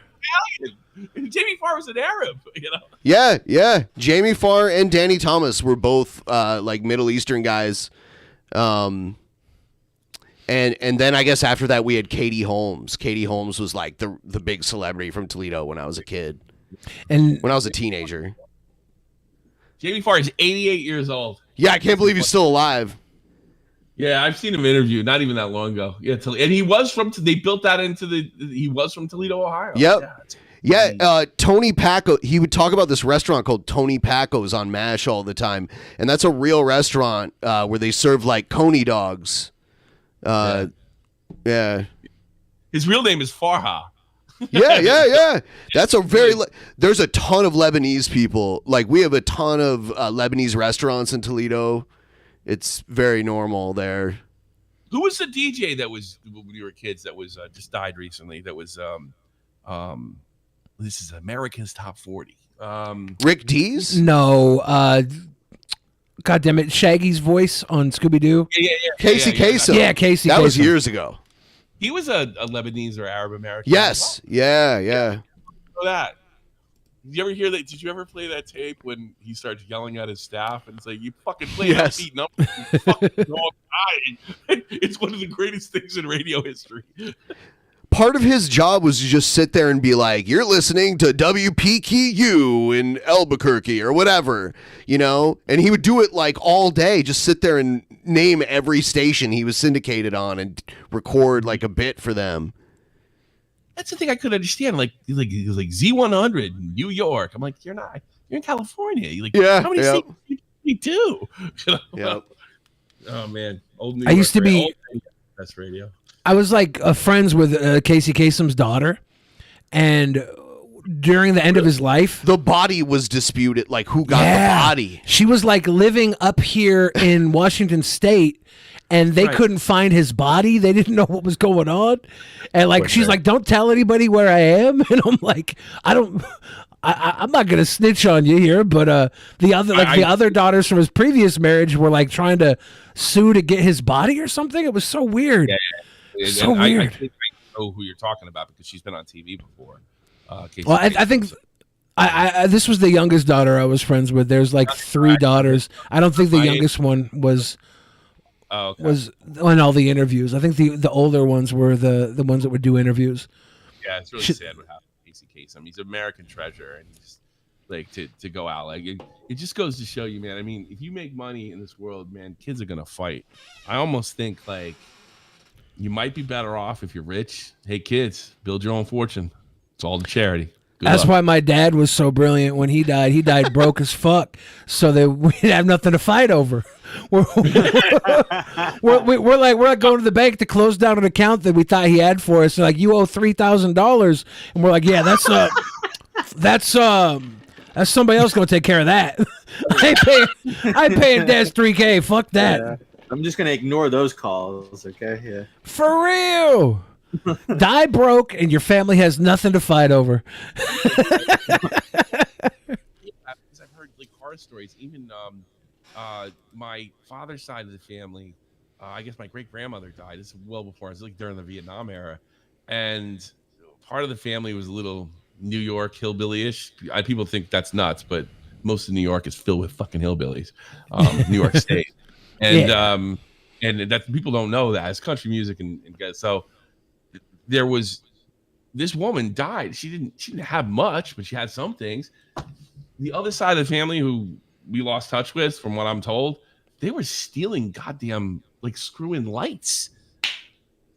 You know, I mean, they were taking like the mildest of things, and you know, like my family came in and they wanted like, well, let's sort this out, and they're like they clean the fucking place out. And my grandfather was like, you know what, fuck it. That's very much something to do, though. Like if you don't know where the will's gonna happen, people get real fucking dirty about that, and they're like, yeah, I will strip the copper out of this house before they give it to you. Well, I mean, in fairness, I don't think my brother would do this, but I've been told because I moved to Europe, the oldest son usually gets the the will and stuff like that. But I'm not in the States, so my brother. No, I do not think my brother would screw me. But if he does, there ain't shit I could do about it. Yeah. A fucking thing. It could be ugly, you know. It could be ugly. You find out the real person in someone when shit like that happens. Yeah. Oh God, yeah. You went through something like that too, Matt, right? Yeah. With my grandmother, yeah. It got really real for a little while. Almost better to be broke. I read about a rich guy that said they gave the kids like enough money to live or pay for their a couple things, but the fortune was donated to charity, and you're on your own. I built a fortune. You'd go do it too. Yeah. You know what? The parents in Rain Man did it right. They just pawned off the retarded brother. You get your retarded brother. They gave the inheritance to the retarded brother, and then gave the retarded brother to the son that didn't even know he had a retarded brother. That's not fair, though. You know how easy it is to get best candy. Way to do it. You know how easy it is to get candy from Rain Man. Like he's a walking ATM. That movie could have been totally different. He just has Rain Man locked in a room. You know. Here's one. I haven't seen Rain Man. Is it anything like Brewster's Millions? You haven't seen it? I haven't. There's all these movies that I didn't watch. That's like a highly rated movie. I know. There's all these movies that I didn't watch because it was Dustin Hoffman plays time. a great retard. You gotta understand. No, he was the first retard. To be honest with you, he was the retard. You know, this is when you could go full retard and fucking come back. But I don't think that movie's aged very well. When it came out, it was a big fucking deal. This is the greatest movie. I remember it was in the theater from June to Christmas, right? That year. It was such a big deal. Did you see Rain Man? Did you see Rain Man? It was a really big deal. And I saw Rain Man. I was like, yeah, it's like one of the best movies I've ever seen. Watch it now. And you'll be like, I got this from Cumtown. I hate to invoke another a bigger podcast or something like that, but Tom Cruise goes into the retard place. Where am I? What's going on? Why are all these retarded people here? Well, like he couldn't fucking figure out what's going on. How come this guy knows my name? Who is he? How can this be? You know, he's the real retard. Well, that's how you. Billy, if you watch it now, you think I can't believe this movie got an Academy Award. That's how you pull it off, though. You got to have the straight man become the real retard after all. But then man was on the spectrum. He wasn't retarded. We understand. It's a figure of speech. We're all just ableist sickos. Is the problem? No. But then they go to Vegas and it proves out he's brilliant. Yeah, he was pretty deep on the spectrum. He can count fucking toothpicks. Throw a bunch of toothpicks on the ground. Fucking count them for you. It's like a superpower. See, when I was a kid, like we had the whole group of kids that were special needs in my high school, and I would study them. Some of them were like kind of like buddies of mine. A lot of them were overly sexual, overly perverted guys. Very weird, but like they were fun guys too. All of them were into wrestling for some reason. So like, Really? yeah, they just love they love Hulk Hogan and all this shit. So I was like, these are cool guys. I like these guys. But there was like a few of these guys that would never talk, and they would be walking through the hallways, and I would always see them when they come through because it was like a parade of interesting people.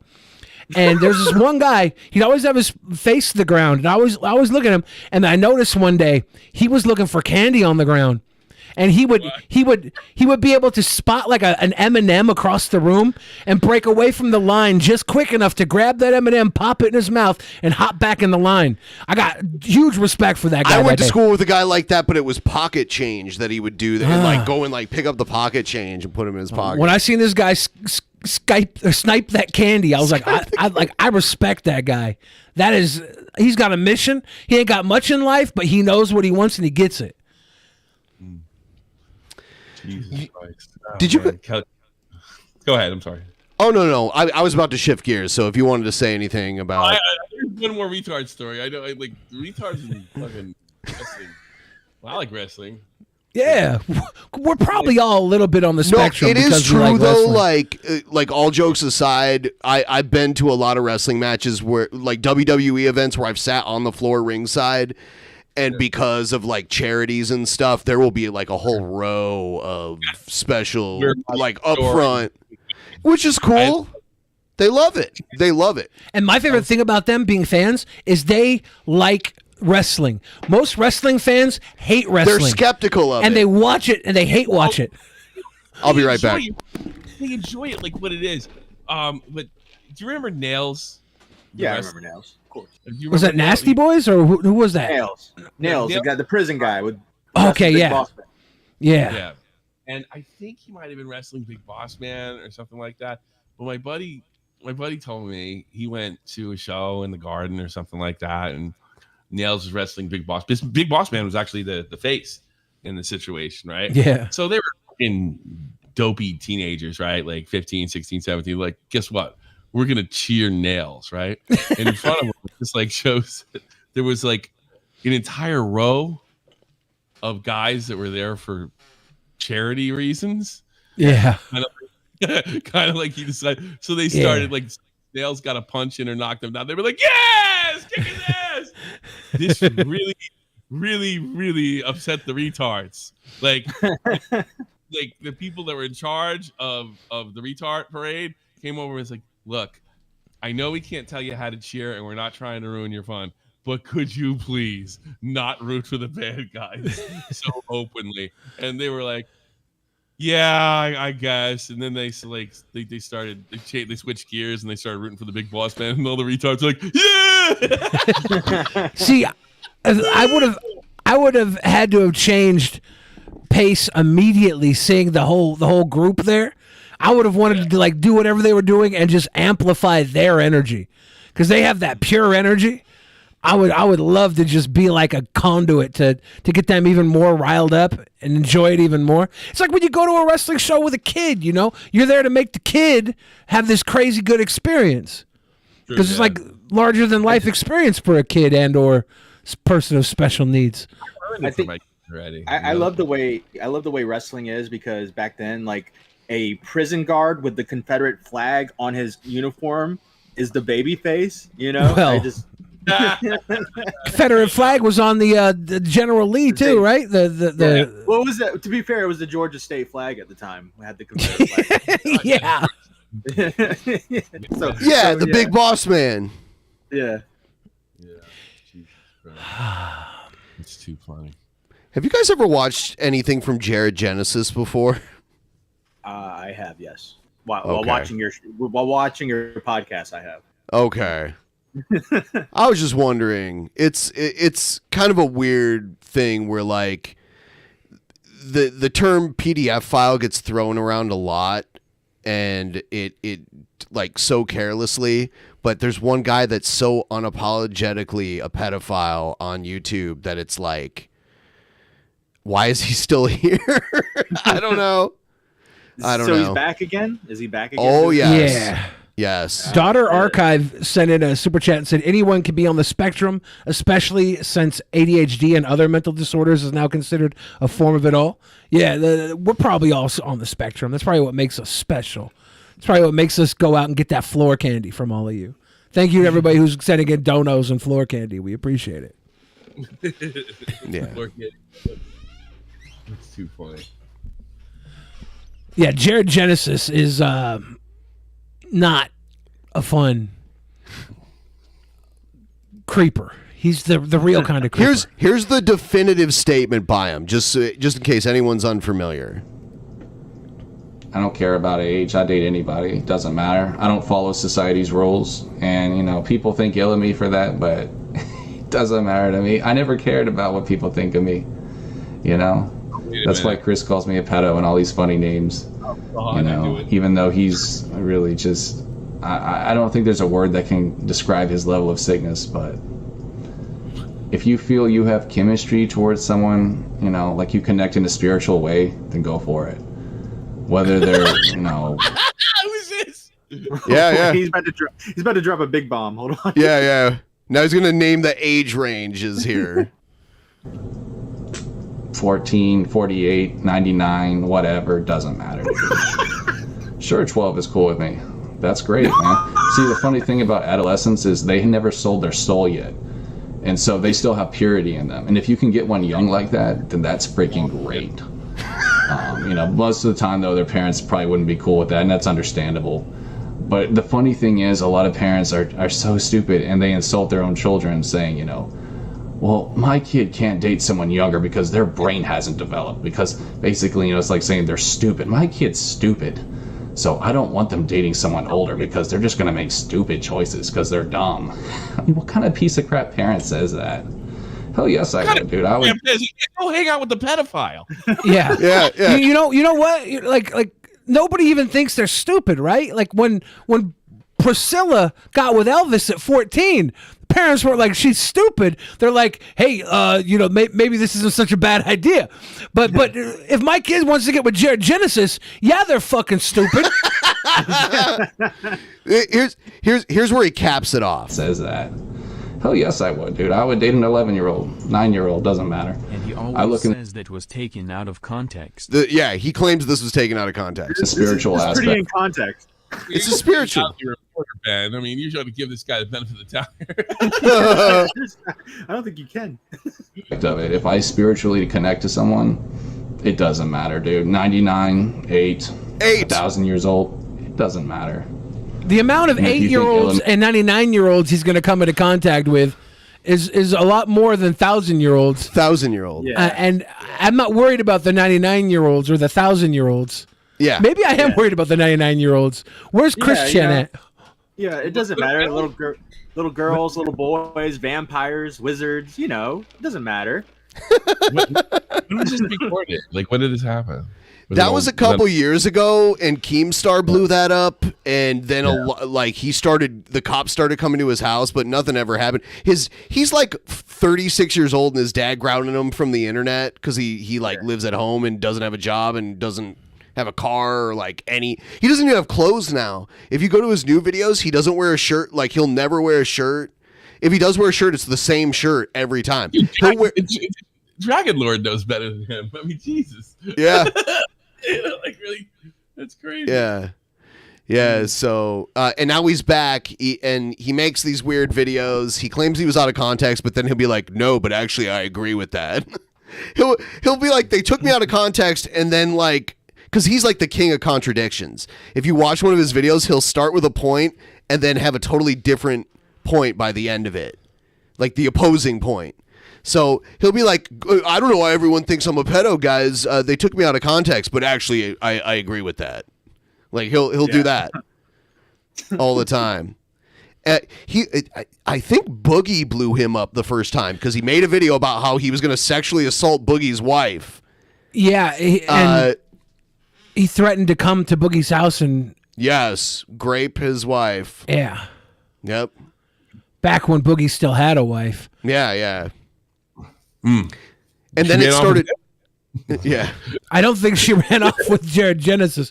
Boy, that that would be the icing on the cake. Yeah. Fuck that. Boogie had a major awakening, or maybe he found out about it. I don't fucking know. Something happened to Boogie recently. Yeah. What that's about, Billy? Because I know you guys are. As a guy with Asperger's myself, I would admit we are socially retarded. We are also often the ultimate rules lawyers and encyclopedia obscura. Anyway, here's some floor candies. Shoot, shoot. Yeah. Can we send him to Chris Chan free of charge? That would be a good coupling. Can we do an odd couple episode with Jared Genesis and Chris Chan locked in the same cell? Yeah. But yeah, Boogie recently started doing psychedelic treatment. Sweet. So he was doing mushrooms, and I think he experienced some ego death that pushed him into a weird zone, and he made a video about learning stuff about himself that he couldn't see before, and I think that's all part of the healing process and him being public about it. I didn't see it. I thought somebody was fucking with him. You know, No, I mean, I don't know. He's going through. He's trying to find the other side of his problems, and I think he's got to figure them out along the way. Because I think he's trying to make himself better, and it's obviously not going to look perfect to people in the public eye. So I mean, I want to see where he lands with everything. Hopefully, in a good place. But yeah, it's me too. I just felt like due to his state, like people in his state could very easily be misled deliberately and maybe maliciously. And I was wondering, I don't know if that's the case. Maybe the whole thing was a good experience and things are going to get better. But I had this nagging feeling that there was somebody behind this that didn't have his best interest. I have no proof of that. I don't know if that's the case. That's just what the old Spidey sense said. That's all. I don't know. But I hope he falls on his feet. Me and him have gotten along recently, by the way. We've talked in the DMs. Yeah. Yeah. So I do host the Boogie. The Boogie's made some great content over the years. I don't care what anybody says. He's made me laugh more than once. No, I got a lot of love for him. He's a friend of mine, and like even if he was a horrible person, I would still support him. Just because I love horrible people. I think they're some of the best people that exist. I think good people are usually just snakes trying to gain favor with you. And I will say that again to all you good people out there. The best way to gain favor is use the Streamlabs link, you good people. But the idea that he is this horrible, abusive guy, I don't see that. You know, I've been able to spend a lot of time with him and get to see him, and he's a really funny, sweet person with me. So like, I can only see what the internet says about him, and to myself, think they don't know him like I do. So what the fuck? Like you guys can stay mad. You can attack the guy that has issues because he obviously has some issues. He's definitely has, like, he put a video out today about what is a lol cow, and he definitely falls into lol cow territory. It's, you know, when people can elicit. I argued against that. I think he's just shy of it. Well, I think he's able to walk the line. He's a day walker, right? He's earned respect, legitimate respect in his community and in the world he goes for. He's got that legitimate respect. He also feeds into the people that are that don't have his best interest in mind. He feeds into it. And that's what a lol cow is. You get milked. He lets them milk him. Yeah, if he's not a lol cow, then he's knocking at the door. Like, he's as close as he can get. All right, well, I think like he is self-aware, right? Or at least tries to be. He cannot help but not respond. He has to respond. He's that 100% grade A Wagyu lol cow, though. Yeah, he's got that good beef. Yeah, well, the DSP and Wings are not self-aware. Like, they're not at all. They don't. They're just confused why things ended up the way they did. You have no fucking clue. Boogie knows he lost a bunch of money because he put it where it wasn't supposed to. I don't think Like if you ask DSP that, he'd be like, "No, I got fucked." You know, I think that's the major difference. So there's hope for Boogie. Give me more money instead. The Mad Clown says, didn't Billy say the same thing about Onision? Yes. Yes, I also like Onision. I liked Onision. Actually, I feel bad for Onision in a lot of ways, but also Onision is a lolcow. He plays into it. You can only feel so bad for people in so many ways. The worst thing about Onision with me is that I saw somebody who was hurt by people at a very young age, and he goes on to repeat processes that hurt the people around him so that he doesn't get hurt first. There was multiple times with Onision where he tried to cut off our friendship because I think he saw threats of me like maybe wanting to like get over on him or something, and they were misreadings. But when I said, hey man, you know, no loss of love for you. I respect that you want to back away. Thank you for working with me and everything. I had fun, and he would immediately realize there was no threat there, and he would we'd go back into being friends again. And I think one thing I've observed with Onision, when he sees a potential threat, he goes fucking nuclear on the person that may potentially be a threat to him, and it just has this scorched earth. And then these other people are like, fuck this guy. Like, why would you hit me this hard over like a misunderstanding? Mutual friends that you and him have had. Yeah. And then it goes on to be like this war that should have never even have been waged. And that's the big thing with Onision that I've seen is he sure makes it easy for you to think of him as the fucking bad guy. He sure plays right into it. I can't say he's done it in recent years though, since he got kicked off of. I think he's been doing it. Oh, is he? Okay. I think he just hasn't had the platform anymore. Yeah, you know, just doesn't get the attention he used to get. No, so he's got problems too. Yeah. Didn't you tell me Billy once that he told you to kind of like cut loose from him because he didn't want any of his negative shit to affect you? Look, I love you to death. I don't want to hurt you, type of thing. He did have some words like that. He's like, I can't. There was. He's a very interesting character. Did you see when Onision humped him? Yeah, that was of course. Okay. That was when the entire internet thought I was the worst person in the world for going to Onision's house. Yeah, and then ever saw my life. He's like, "You got the best fucking tits ever." I'm like, I literally gave you guys what you wanted. You wanted video proof that he was an assaulter. He assaulted me. He did. I sacrificed you myself. You have the most proof of being assaulted by him ever. To the masses, and they gave zero respect. That's how I know that they don't care about the victims. You fucking pig fucking virtue-tainment, garbage human beings. Fuck you all. I was on the front line, got groped, and you made me look like the fucking asshole. I'm such a sweet boy. You're all vapid cunts. And I hope one day you make a friend like Onision and that you watch as he gropes you. You fucking pigs. Bro, I was watching that stream live from beginning to end and just seeing the transition of, all right, the court thing is, my tire went out. I can't go. Go to Onision's house. I was one of the guys in the chat being like, yeah, go. And just seeing that how from beginning to end, and then you had to come on Drunken Peasants to explain yourself. And then you did another live stream, like fucking baiting donations because people were like pissed at you. And then the next day you're like in this live stream where you're like talking to the Onision victims. That was a crazy ride to watch. I had to go on the apology tour. It was like he kept saying he was sick of it, and then the next day he'd be in another stream talking about it. Because I give good apology. I can't help it. Okay. I give good apology. That's the only reason I do shit worth apologizing for. Because I know how good my apology is. Did I tell you privately you should apologize? The what? Because I remember, I think we had this conversation a long time ago that I had a problem with you doing that. You know, I think it was private.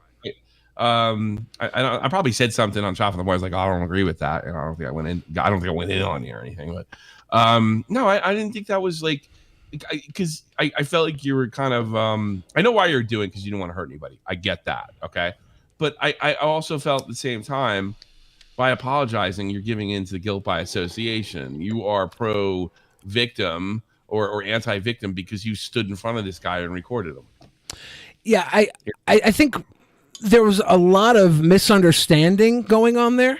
And when I looked at it as an opportunity to apologize, it was also an opportunity for people to understand more of who I am, right? I never bent the fucking knee. I just sat there and I gave a platform for all these little fucking sickos that love the gossip. Get me on their show and like, oh, you're gonna fucking suck us now? You're gonna blow us and say what a horrible person you are? It's like, no, I'm actually gonna come on your show, and anybody who's in the mid range and doesn't understand, if I'm a bad guy or a good guy, I'm gonna have them leave with a little more respect for me. I remember Repzilla's tweet, like, yeah. this is so bad for the community. Yeah, everybody. Edwin, all those motherfuckers were jumping down my throat, and I'm like, look, guys, I'm not the fucking bad guy here. I'm the clown, right? And you guys wanted to make me the fucking judge, jury, and executioner. It was great. The lead up with Joe. On the way up there where he's like, we're going to get him, guys. We're going to take those kids away from him. We're going to take him down. And the first thing he does is runs up and hugs Onision. Yes. Yeah. And then I'm Billy. I think Billy the Fish is a bad person. And I don't know. I can't take anybody that's been hit by a car that hard. I can't take him seriously. Well, I like Repzilla. Like, he's a Magic card player. Like, I got a lot of love He's whatever for you want him to be, Billy. I love anybody who plays nerd cards, right? I just even Jared Genesis over here is talking about playing Magic cards, and I'm like, I could beat him at Magic. Bro, Repzilla will open the floodgates, go after you, and then you try to like talk to him about something on a stream or something. He'll be like, no, yeah, I'm actually a good guy. Okay, no, I play Magic. Come on. Play Magic. You want to play some Magic? I'm a great guy. I do want to play Magic. I do. I definitely do. I remember what he said to me. He said something to the effect, you can't take the fact that I'm a survivor away from me. And I said, yeah, I can. Like, you got hit enough, motherfucker. Yeah, you watch me. Okay. Actually, privately, I like Repzilla. I don't mind him, like, if I'm talking to him, but like, I watch his content and I just cringe. But he does, when we make fun of him, he's actually an exceptionally good sport about it. Yeah. So, I want to hate him, and then he laughs my joke, so I can't. I played the soundbite because I have a soundbite of him going, "What's going on?" And then a car crash. I played that on Fireball, and he was just like, "Well, that's just how it is, I guess." That's how it is. You make fun of my car. At least I can walk or whatever. I think he said something like that. Is that what he said? That's good. Yeah, at least I was walking or something. Didn't lose. Being a survivor or a victim. That's a shield. It's not a sword, right? Yeah. It seems like a sword nowadays. So really, I won't take anybody seriously who tries to use their fucking survivorship as a sword instead of a shield. If you need protection, motherfucker, I want to be there. I want to be there for you. I want to. I won't be very long though. Like, I'm sorry, I'm not your fucking shield. You gotta learn to walk on your own 2 feet. But I want to walk. I want to walk carefully around your problems. That was another part of the new South Park season. People getting their own branding. Like, Kyle went and got his branding, and all of the branding. It's like creative, outgoing, adventurous, victim, and it always ends with victim at the end because everyone brands themselves as one. So brave. Yep. You attack one of your fans. Yeah, go ahead. What the fuck these people are talking about, which is going to become clear. I'm sorry, Tommy, but if you don't give a shit about the drama, why are you in drama your whole life? Just wondering. I run a drama show. Since when did I not give a shit about the drama? It's pretty clear. Yeah, I do it all the time. Like a lot of these idiots in Discord, I do it when there's a buck in it, you dumb motherfucker. How about that? There you go. Yeah, is that the what they're calling you out on? Is that you don't take the drama home with you? I don't know, because it's pretty clear that I'm okay with the shit. I don't know. Yeah. I don't know. Yeah. I mean, some dramas I don't care about. I'm so sick of pedophiles stuff, I could fucking scream. Like at least when you guys say that shit, it was that guy, and that's some funny shit. Like I could do that, but like I mean, it's just a constant. Well, kids are like the ultimate trump card, and that's why the whole kids thing was brought up when someone's laughing at a video of someone like talking about getting their ass eaten. Kids are always the way to like shut people up. So it's like, oh well, you're talking shit to me. Well, you're a pedophile, or like you're attacking my kids, or whatever.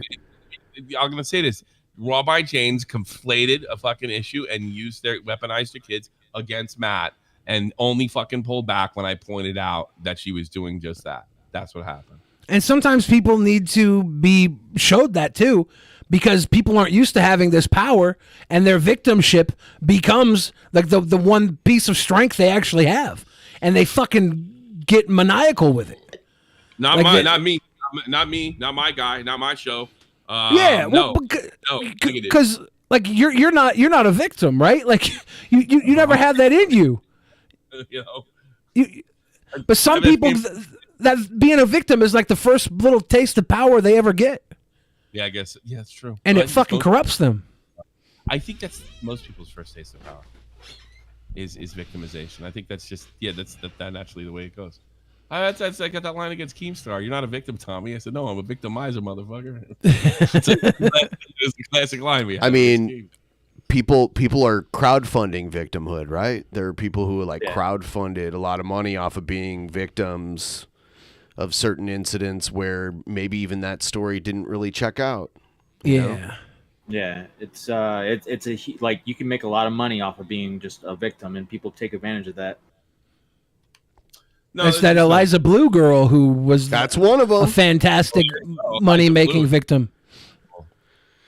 Jeez, I mean, and she did some you could do some serious damage. Maya's done serious damage. You know, hopefully with Jane, this is where the damage stops. You could do a lot of horrible, terrible damage. For the record, can we name off the damage Maya's done? I think the damage of upsetting them, turning the internet upside down, and using her victimization to further this thing. Now, that doesn't mean the other people aren't responsible, but she is just as responsible, if not more than they are. I mean, I understand. Then we have to be like, they all fucking suck, and I don't believe that. I don't believe. I like Repsion. I did. Well, no, I mean, I can think you suck and still like you. That's true.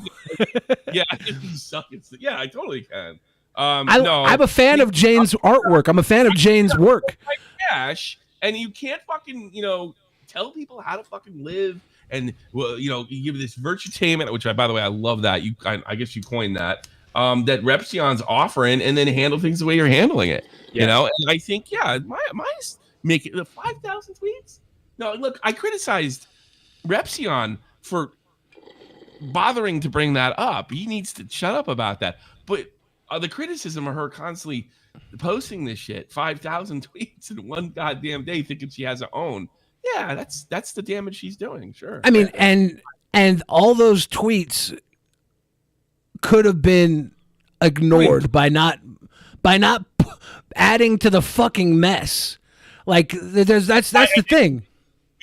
Billy, you don't understand. We don't disagree on that, like, whatsoever. I think Jane and Repsion are responsible for making this worse. Now, the archiver is here saying she posted revenge porn of 2 girls. Maya has doxed her roommate just yesterday. Another ex-boyfriend named Cooper. Maya admitting to choking and hitting Repsion multiple times. Yes. Yep. I mean, there you go. That's all bad stuff. But like if Repsion's putting out pictures of Maya photoshopped with fucking her face on, like weird ugly pictures to fucking goad her, that doesn't help. That doesn't help. Like, you could say she's terrible, you could say she's bad, and I could say then fucking stay away from her. It's kind of like you don't swim with the polar bears. Don't stick your arm in the tiger's cage. Yeah. If there's a rabid dog, get away. Don't go. Don't say you know where she works and you're gonna show up and get a burrito. Like this is stuff right here that is menacing. And if she's a crazy person, if she has a BPD mindset, it's going to send her into a spiral, and she's going to do this shit that she's doing because she feels in her head there is reason. There's this weird fight or flight mechanism that pushes her out of a normal realm of reason. You have to look at this thing the way it really is, and that is, this is not a fucking. There's not one evil Voldemort bad person here. There's a broken fucking person that probably needs some help. And everybody is like, no, fuck this bitch, poke, poke, poke, and you're only making it worse, making her worse. No disagreement, none. I can fix her. I think you can say that by his side, you know. Yeah. I got love. I got more love for Repsion than I have for Maya. I've known him longer, right? I see Maya and I see a lot of what she's doing, and it reminds me of other people I know, and I'm like, I got a compassion there for her that I wish someone who dated her would also have, you know? I feel like if you're going to date this young, crazy fucking woman, you're going to want her, you want her as a cum rag and ignore the red flag. Seth. We got to fucking figure out how to kill the fucking, the problem. Put the fire out, not put fuel on the motherfucker. I agree. Guys, all of our regular supporters out there who are here way earlier than we usually are, someone hook us up with a quick tip train to seal the deal. Because we have a goal. We have a weekly tip goal that we've met every week for like almost 6 years now. It started earlier, and I fucked it up for you. Is what you're saying? No. It's all good. We always make the goal. Yeah. We always make it. We just usually go long. Come Saturday if I got to flash a little butthole. Yeah. I probably could have done the show at 3 o'clock. There's no fucking 3 in the morning. There's no way I'm going to sleep, dude. Well, I was going to say the difference to me between Maya and Jane is, and you can say what you want about the conversation I had with her, but Maya cannot be reasoned with at all. Zero. No. You cannot reason with her. I think I did reason with Jane on the stream. Now, you can say she used it or something like that. That's your opinion. But I do feel like we came to a decent conclusion in that stream. I agree with that. I think you can reason with fucking, when they get their emotions out of it, I think you probably can reason with Repsion and Jane, too. I think you could reason. I think honestly, if we stop treating one side as this fucking weird evil, we appreciate it, but you're giving a lot of that money to the platform. Thank you though. But we appreciate it. If you never support me, fix soul. If you got someone with a bigger audience, like Maya has no fucking audience. Repsion has an audience. Repsion has a new girlfriend, very public. Repsion has all this in his court. In regards to flamenco, you had the patience of a saint, and I honestly don't know how you didn't crack and scream at him sooner. Respect. I don't know. Yeah, I'll tell you why. Because privately, flamenco has never been a phony to me. I hate phonies and I hate passive aggressive. Flamenco's never been any of those things. He's been stupid. He's not listened to me. He hasn't helped himself. But he's never. When I call him, there's just a very warm person there, and it is somebody I want to help. I think it's maybe some of the same feelings that Billy has for Maya, And I want to. And they don't cooperate. And I've like, I'm not throwing Augie and Nick under the bus. I know they're around. If I was around flamenco every day, I'd be like Nick, And they were around together like much too often. Long too often, and it became like a bunch of girls, like the 3 girls, but one of them, you see these 3 girls together, and they all hate each other, but they pretend they like each other. I think that's was going on for a very too long, and then it just got ugly. I didn't follow any of the flamenco stuff at all. Yeah, I'm not from. I knew he was like on Ralph's streams back in the day. Yeah. But I have no patience for passive aggressive. I have no patience for fucking idiots like Connor, Augie's roommate. have no patience with it. And I will scream at them. That's part of fucking SFTP and fuck you. I think my new tactic is to act crazy on the stream, and then when they call in, I'm gonna be like calm. Joe Dirk. I don't know Lush One. I don't know Lush One like personally. I just talked to him normally, and then he was trying to like, "Are you spurting? Are you spurting?" No, you are. He's just trying to get quick going. He couldn't do it. But I do know of Lush One for that last dono. I do know Lush back when he worked for Aoki, and he used to run around with all those people in a tiny chat group way back in the day. All the little battle rappers, just to answer that super chat. Bro, that documentary that Aoki did or whatever that's on Amazon. I've been waiting for that to like because you can't watch it. I've been waiting to like watch that thing because I want to. Yeah, I wonder if you can get it with a VPN. It might be available in some other countries. Do we still have our review of it? We did. We did do a review of it for our Patreon. We watched it live and Got us reacted to it. talking about it live. Yeah, that was way back. I don't know. We just got all those donos coming through in the flamenco talk. I don't know where we were at before that. I kind of want to explain another thing. I think a lot of people see me and think of me as like someone who identifies and sympathizes with bad people directly. There's like a part of me that when I look at people, I look at like where they stop growing in certain areas, like where they're still like hurt children. I don't know if that's weird. But I look at someone like Maya and I can see the hurt child. I look at someone like Onision, I can see the hurt child. And I see that in so many fucking people that haven't grown out of these childhood traumas. And I think I just give them a little extra compassion. I don't know. That's the best way I can explain that shit. I agree with you 100%. Strangely enough, coming from me, the difference between me and you is like you use the word like grown. I don't think there's anything to grow into. I think what you're seeing is damage that can't be fixed, and they certainly deserve your compassion. But it doesn't mean you have to be. It doesn't mean you have to fucking virtue signal for them. There's a cutoff. If you can, I only help the people I think could be helped, and then. I got honest. If Flamenco came back to me, it's like, look, the things went wrong for, not that he would, wrong for me, and I want your help. And was like, no, dude, I can't help you. I've tried, and that's like, I don't think Maya can be helped. I actually think the other two can. I don't think it's hopeless there, but I mean, I think that Maya is not a hopeless person. I think she's had other relationships since then. She's had friendships. She's going to be a human being for the rest of her life. Like, she's stuck on this Repsion shit the same way Repsion and Jane is stuck on this Maya shit. We have to get to a point where all parties can just enjoy their own fucking lives. It's dumb. I don't think Maya could. I think there's something clinical with her, and I don't think she ever could enjoy her own life. No fault of her own. I see differently. I see her going out and. You're right. I would totally be cool about being wrong, but who else gets to fucking DM with Salvo pancakes and fuck Ice Poseidon? It's a good life. Get her to realize that. That's the problem. She doesn't realize any of that.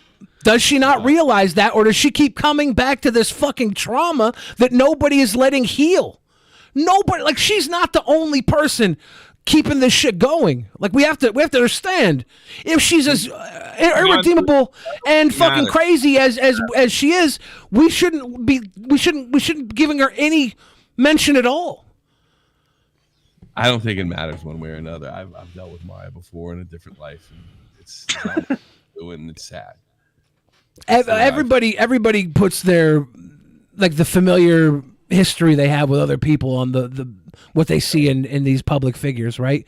Yeah, everybody's probably dealt with Maya, and I've dealt with Mayas in the past, and I understand, that broken people have their value, and they really aren't so hard to fucking deal with if you know how to navigate around their hurt. You're a better man than me, because it's like, certainly they have value, 100%. I would never deny that. But my thing is, I can't help you if you're fucking my shit up. That's where I draw the line. And then it's like, no, I mean, I'm not falling on my sword for somebody else. I got a family.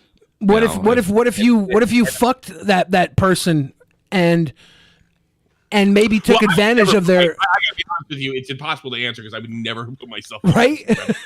Right. So I'm sitting here and I'm thinking, like, Repsion kind of took on took on all those red flags. You took them on, and now to say. We objectively do, but what I said, shut the fuck up, go to court and deal with it there, and don't get involved. Don't talk to me. What can he do besides that? Because he could do everything I said, and still she could be going off, and I guarantee she will. You know. Yeah. So I don't know. I don't. You're a more hopeful person to me, and fair enough. I don't. I think there's some people. Not that they're worthless. They can't be fixed. Matt's leg's not growing back. Amen. There you go. Yeah, Matt, that leg that's not growing back, you've turned that into an asset, and that's part of your character. So really, that leg couldn't leave you. Yeah, no. Yeah, that's true, but I prefer to have my leg if I'm being honest with you. But you don't have that luxury, Matt. Yeah. You got that motherfucking leg on your shoulder there, and you know how to walk it like you talk. Everything's gonna work out because your ailments are physical instead of mental. Maya's running around with she's got a leg missing somewhere in her brain, and people want to kick that fucking leg out from underneath her. She's got a leg missing somewhere in her brain. And they want to kick that leg out underneath her, and then be like, she's evil. It's like there's only so evil, like so much evil a person is capable of, right? So if we got the archive going on and saying she revenge porned or something, it's like, okay, then we know what she's capable of. So how do we avoid making that part of our fucking life, right? Fuck with her on Twitter. Right? It's like, if we know what she's capable of, how do we avoid making that a part of our fucking life? Or how do we turn into it so we have a new Onision? Because the Onision money ain't coming in. Let's make a new Onision. How about this? Tell her to eat your ass. That'll work. Hey, and I would watch that video. I would if Jane and Maya got together for a Creator Clash 69. I'd throw down on that pay-per-view to support the cause. I support the cause. I think Repsion's issue is that he's a very dedicated boyfriend. So when Maya was doing her crazy shit when they were still together, he was kind of right by her side and like not ignoring the red flags and all of that. And with Jane, talking about the case and stuff, he's right by her side as well because he's a dedicated boyfriend. So he's going to stand by his girlfriend no matter what. You call that dedicated boyfriend? I call that enabler. It's fair enough. Yeah, I agree with that. I know. Yeah, he's standing by it, but it does come that he's enabling. Yeah. Yeah. Hey, look, that's a perfectly fine criticism there. And here's the thing. You can be an enabler, but you can't also be the fucking beacon of virtue. You got to step back and take your fucking L where your L hits. Yeah, I'm a sucker. I'm a sucker for these cluster B women. What does that mean, cluster B? Cluster B, it's like people who are in cluster B psychology. There's like histrionic, there's BPD, there's a bunch of narcissist. It's all cluster B. I see. So I'm assuming, and I could be wrong. All right, your stable of women shouldn't be a cluster of bees. That's what I'm saying. Unless you can handle the cluster. If you can muster the cluster, can you navigate the cluster? Yeah, I could turn a B into an A+, but it's because I'm gifted. You're like that guy who swims with sharks, and he's just like, "Look, swimming with sharks is great if you know what you're doing." Exactly. And I've been saying that. There's a reason I swim with sharks because I'm not worried about the sharks. Those motherfuckers see me in the cage and they think it's to protect them. It's for you. Yeah. It's not for me. Yeah, and it shouldn't be for everybody. Like I was raised in a very bad, broken fucking home where I had to learn to like love the sharks, right? I had to learn very quickly how to navigate around the sharks or be eaten. And I learned. And so now I have this gift, this learned gift from dealing with sharks since I was a baby. Yeah. And I can offer some knowledge to people who want to listen, and maybe you could pick up a little empathy, and maybe these people aren't even worth your empathy, but you know what? They're not worth your fucking ridicule either then. Fair enough. I agree with that. Yeah. Because I have empathy, but that doesn't mean I have to fucking bend over to Maya or Jane or Repsion or anything like that. Nor should you, right? Like this. I have empathy for all three of them. I expressed in that fucking episode that I was so cruel, right, and so unhinged. I expressed empathy for all three of them, for all different ways. It's just funny. Like it's everything's got to be so fucking binary. Like you're pro Maya or anti, and there's only one way around it. How come? I don't know. I think everybody can be an asshole.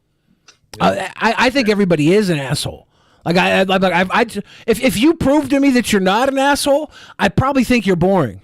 I'm like, okay, that's great. You're a good person. I'm gonna go fuck around here with the assholes. Everybody could be responsible for this at once, and there's not one clear fucking standout perpetrator. There's some people that probably share more responsibility than others. Yeah, but like who's really holding anybody responsible for anything in this world, right? It seems like a lot of people want to just like poke at the fucking evil, but nobody wants to take it out. I agree with that too. And it's like if you want the evil to exist, so you have something to feel better about yourself by attacking it. Because Mama Max is like the best perfect example. He's against this terrible evil of pedophilia. It's clearly not about kids or helping people. It's about YouTube videos. It's about having a little power and then also hiding your own inconsistencies. Sure. No, so yeah, it's pretty much the same deal with everybody. Guys, that's 2 hours for me. I got to split, man. Hey, thank you for hanging with us, Matt. How are you feeling? Are you got a little time to stick around? I'll stick around. Cool. Yes. Cool. Cool. Tommy C. Shot from the point. Everybody knows you and Matt run a quality show. If you guys don't know, we'll have a link available. Check them out. One thing I like about your show is that it comes on around 1 p.m. West Coast time. So I get to wake up and get right into the daily drama and see what I can steal and take over to our show later that night. Exactly. I got one thing to say though. I especially pointed to Ben. You probably don't get it. This mantle you took up for DP. It might not seem like maybe it wasn't what it was, or what you hoped, or maybe sometime maybe it is. I don't fucking know, but I think it's just really awesome because I could never. I don't think I could pass SFTP down to anybody. But it was I think you don't get enough credit because like it was a very difficult task to take this from TJ, you too, Billy, and I mean this when I'm saying this, and keep this thing going. And wherever it is or wherever it isn't, it's still legendary. And I think it's really cool. And you guys probably get more "you suck" than anybody saying, "Hey, thanks for keeping this shit going." This is a part of internet history. And I know you guys. I know some behind the scenes stuff. There was a lot of trouble and stuff like that. But pat yourselves on the back for keeping DP going over these. I mean that. Thank you. I appreciate that. For real. All right, everybody. You have a good night. Peace. Later, Tommy. Good night, Tommy. Good night. Hell yeah. And thank you to the fans who keep the show going too, because Tip Train. Steven Crowder signed to Rumble. Did you see that? He got $100 million deal to sign to Rumble. Who's behind Rumble? That's what I'm saying. We got to talk to them. And we got to get on Rumble. Let's get like a mini deal. A mini deal because they have like all these. Can we get $350? Just give us $350. Let's get a mini deal. Rumble doesn't have enough people on the left, and we're obscure far right left-wing podcast. That's what CNN said we were. So let's get that Rumble money.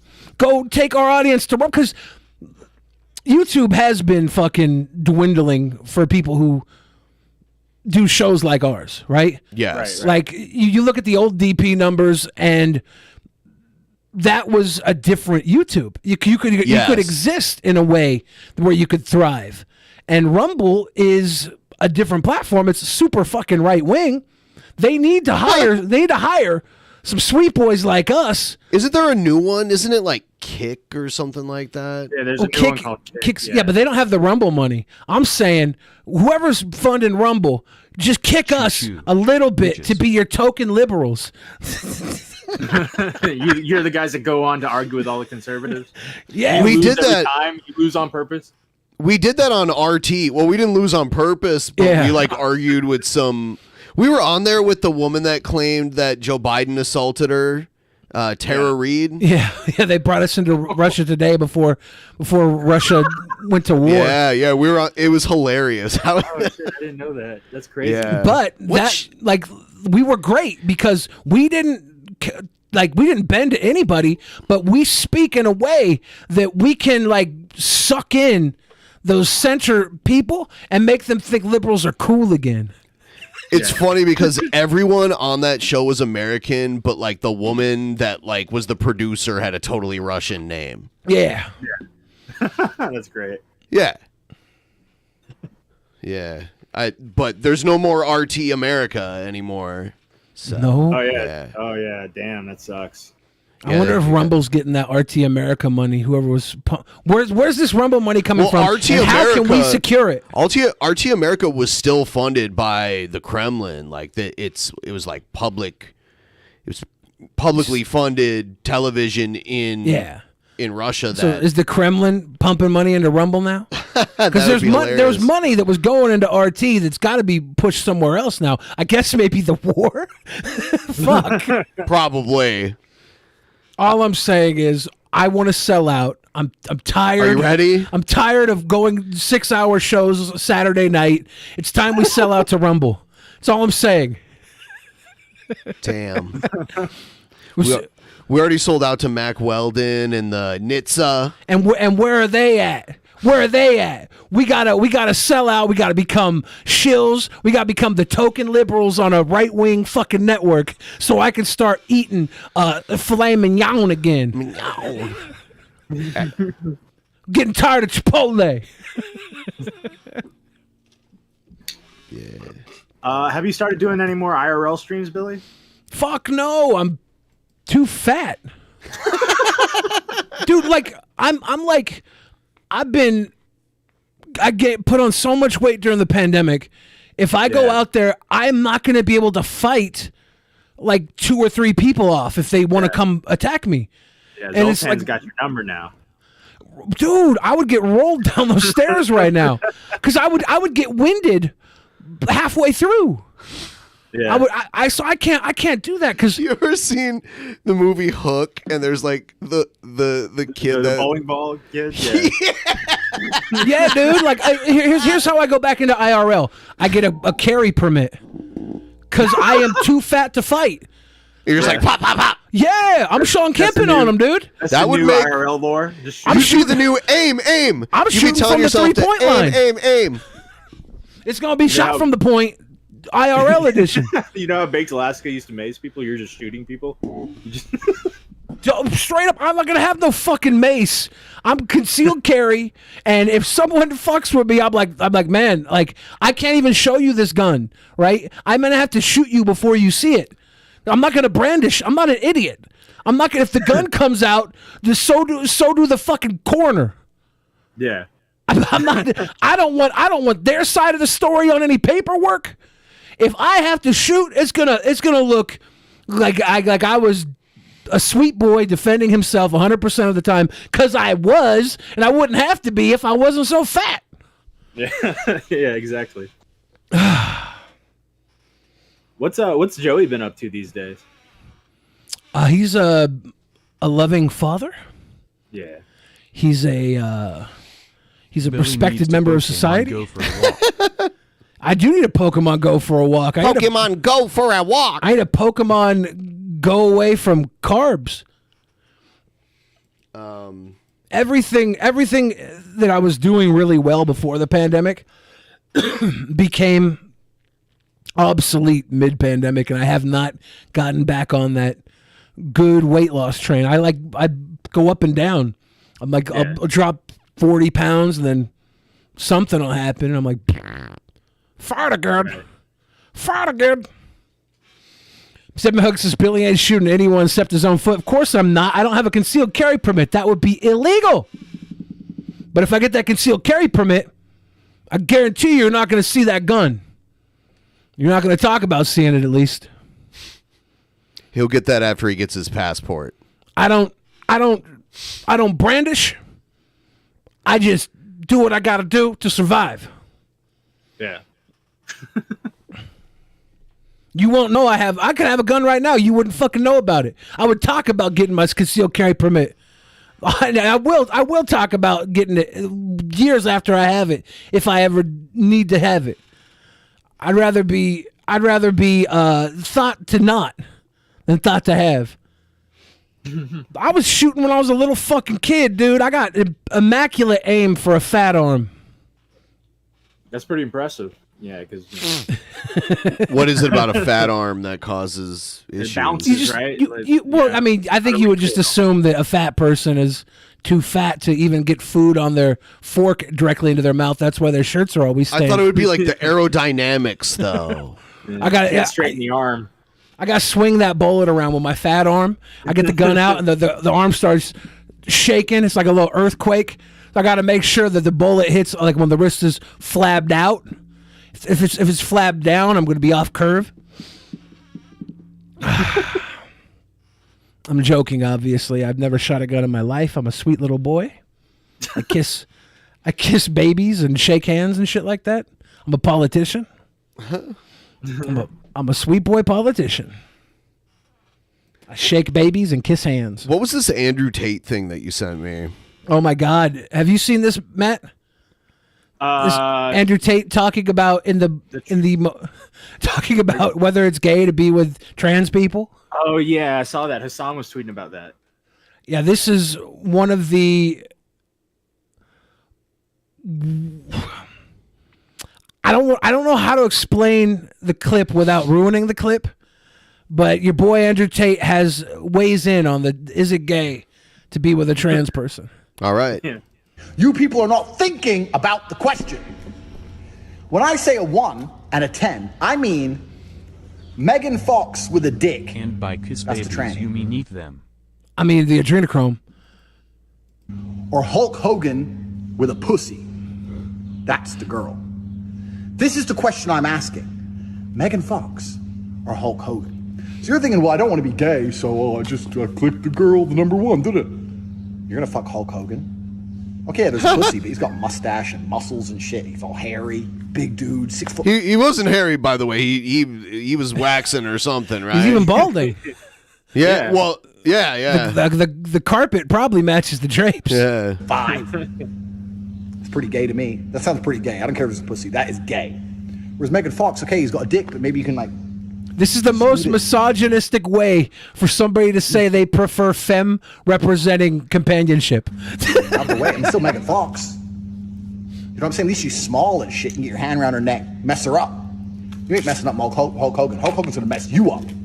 So this is the question I'm asking. How could you look up to a guy who even if he's being honest, says that he can't mess up Hulk Hogan? You're a kickboxer. You should say I'd fucking kick the shit out of Hulk Hogan and his beautiful fucking I think pussy. he means like 1987 Hulk Hogan or something. Still though, he's a fighter. He should be like, I would kick the shit out of Hulk Hogan and his beautiful pink pussy. Like that's why I start to like really see who Andrew Tate is as a person. He's a fucking This whole time, I'm not picturing Megan Fox with a dick. I just keep picturing Hulk Hogan with a vagina. That's like in my head. Right? Because like it's like you have a dick, right? You have a dick. Yeah. You think of Megan Fox anyways. You're like, yeah, I'm not going to think of the dick because I have a dick. I know the nuances of a penis. I'm looking at the rest of Megan Fox. But then you're like Hulk Hogan with a pussy. I don't have a pussy. This is something my brain really has to process. Yeah, I'm just like, Because it's this crazy fucking tan orange skin with this pink hatchet wound. It's got to be a big clitoris, right? It's got to be. Like, you would think the clitoris would be lifting a fucking barbell of its own. And you look at Hulk Hogan's beautiful pink pussy, and you think to yourself, I can make this Hulk Hogan come. I'm gonna, because any real man shouldn't give a fuck, right? Shouldn't give a fuck about any aspect of the woman he's with other than, can you fucking make her come? Can you make her complete? Can you make her completely miserable for your cock? That's all you should be thinking. Oh, Andrew Tate's over here like, oh, she could beat me up. Dude, come on. Even if Hulk Hogan with a pussy could beat me up, I ain't gonna let her know that. She's gonna have to break me. Up until the moment that she's stepping on my fucking neck, Cyrax style, and holding me down Cyrax style, beating me up on the block. Up until that moment, she's gonna wonder if she's got what it takes to take down Bill Fridge. Need to operate on a higher plane. Think about this. This is important. This is cultural. This affects the world we now live in. What is straight? What is gay? It's all a big sliding spectrum, isn't it? Because if you're going to sit here and go, oh, no, it's gay to bang Megan Fox with a dick, I counter that argument. It's gay to bang Hulk Hogan with a pussy. So which one is it? Well, here's the thing. I think a lot of people would say, oh, God. It is gay to bang Megan Fox with a dick, and that's what makes it beautiful. I gotta stop looking at gay as being a negative thing, Andrew Tate. Femme representing, with or without a penis, is what you're attracted to. You can say that. Some people can't get past the genitals, and that's okay. They're probably the same people that don't want onions or pickles on their Big Mac. You know, it's an issue that you, probably a psychological issue that you're holding on to, that you could break free from and you could ascend. But you don't want to ascend. You want to have your safety burger at the Big Mac with no pickles, and that's fine. Did you send me this too? Yeah, this was.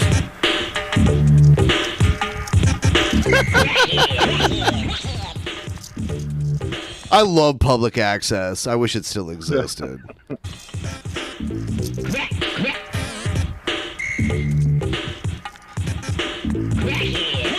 Crackhead. Jackhead to crackhead, you still haven't changed. You're still messing with the stuff that eats up your brain. Used to worry about the looks when you looked alright, but what you should have been worried about is your life. Jackhead to crackhead, you really look a mess with your free bass and buff stinking mule train breath. Now did you ever wake up, your face stuck to the pillow? Did your mama ever call you an ugly gorilla? You're a crackhead. Well, I thought he was going to say something different. Crackhead. Crackhead. Did your mom ever call you an ugly gorilla? Whoa. You know, my mom never did. No. Tell him again, EJ. Crackhead. Leave it alone. Leave it alone. Don't do crack. This is a public service announcement. Oh, what is it? I have this thing from Trumpster Bob about hot sauce. Let me show you. Oh, yeah. See that? Carolina Reaper hot sauce. You put one big blob of that in your beer, you put too much. You put a little bit, you got the great taste, and it'll clear you out like your lungs, your brain, your sinuses, your everything. Your throat. You put too much, that's just pure evil. Don't do that to yourself.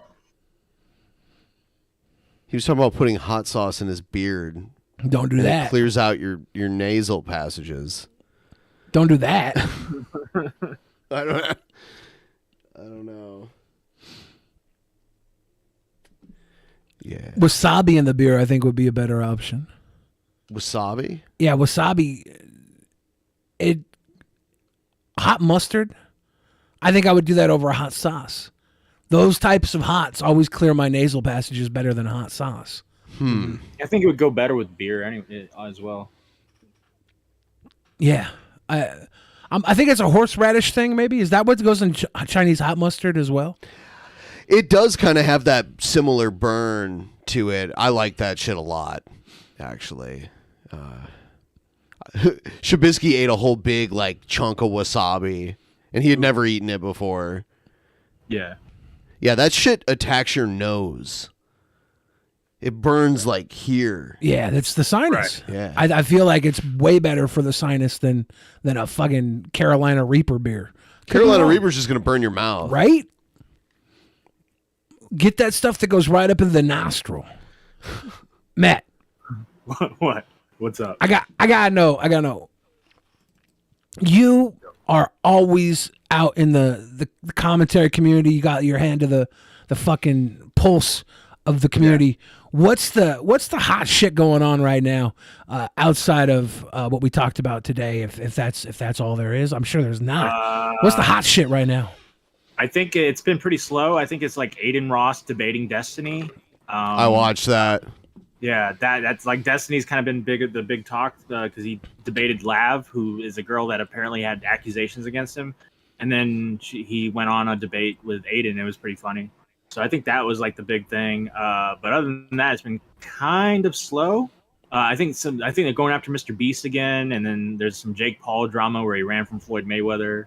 Well, I heard Floyd Mayweather pulled up on Jake Paul with like 3 cars deep with all his homies.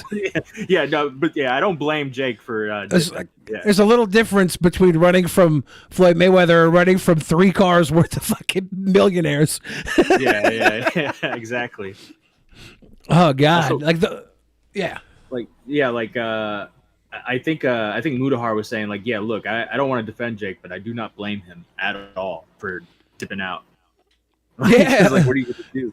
First of all, you got a guy who's a professional boxer, who's considered one of the greatest boxers of all time, and then you got like 20 other dudes. Yeah, like Jake Paul one-on-one with Floyd Mayweather in a street fight. I'm putting my money on Mayweather. In a boxing match with Paul's size, I'm still leaning Mayweather. But like just one-on-one in a street fight, I'm like, dude, Mayweather, he's gonna know what to do. Yeah, he's gonna know better than Jake Paul in a street fight, in my opinion. Right. But that's like with 25 other guys. Yeah, you gotta get the fuck out of there. Yeah. I would probably stick around just because, like, I'm sure somebody would videotape it, and I feel like I wouldn't die, but like the video itself would live on way longer than the ass whooping.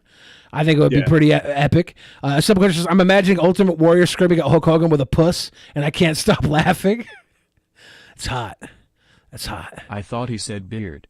I will say adding chili powder to hot chocolate is a great to warm yourself and clear your nose on a cold day.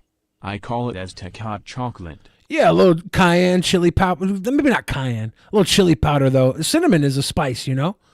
So, like, adding a little chili is just a little extra kick on top of the cinnamon. Right, exactly. And now, were you talking about not seeing how women could be attracted to Destiny? I did, yeah. Well, it's like, okay, it's like all these girls are kind of good, like pretty good looking, and it's just how they're like not only attracted to him, they're obsessed with him. And it's just I don't get it. Like, I get that he's on streams and he talks and he can hold a conversation and he's good at debating, but at the same time I'm just like, what's wrong with you? Like, can I tell you the secret with women? Sure. Looks ain't worth shit if you're not the person that they look at, right? Like, you could be the hottest woman in the world, and when you're looking at somebody, like, that's all it takes. When you have a woman's attention, and Destiny, he's got a woman's attention. He's got a platform. Right. They could be the hottest woman in the world, and it ain't shit if like you got their attention, right? Yeah. It's like I get that. It's just it's so like I could get Hassan, right? Hassan kind of looks like a male model, but like just I can see Destiny doing well with the ladies. It's just hard for me to imagine that he's just got these girls, like a line of women outside his house, just like obsessed with him. You know, girls that at one point hated him, that are like, hate fucking is sometimes the best sex that women have. Yeah. Like, I don't know if you've ever done a hate fuck with a woman. You have to get a woman to hate you first, and a lot of men can't even do that. So it's like once you got a hate fuck, it's something else to that woman. She's gonna hate fuck you before she's gonna fuck someone she respects. Confidence. Not hard to figure or out. loves. It's fame and the confidence. And the money. He's a multimillionaire also. And like there's so many hot girls out there that don't do shit but watch fucking Destiny and other podcasts and other streams. You know? There's so many hot girls out there that don't do shit. Like they're gonna want to fucking fuck whatever they're watching. It's goes back to the Beatles, Elvis. Everybody wants to fuck what they watch. I watch Food Network and I stick my dick inside of sandwiches all the time. Sandwich. Dick fart. Social status is attractive. I mean, yeah, it's definitely like I don't think that Destiny is a terribly ugly person at all.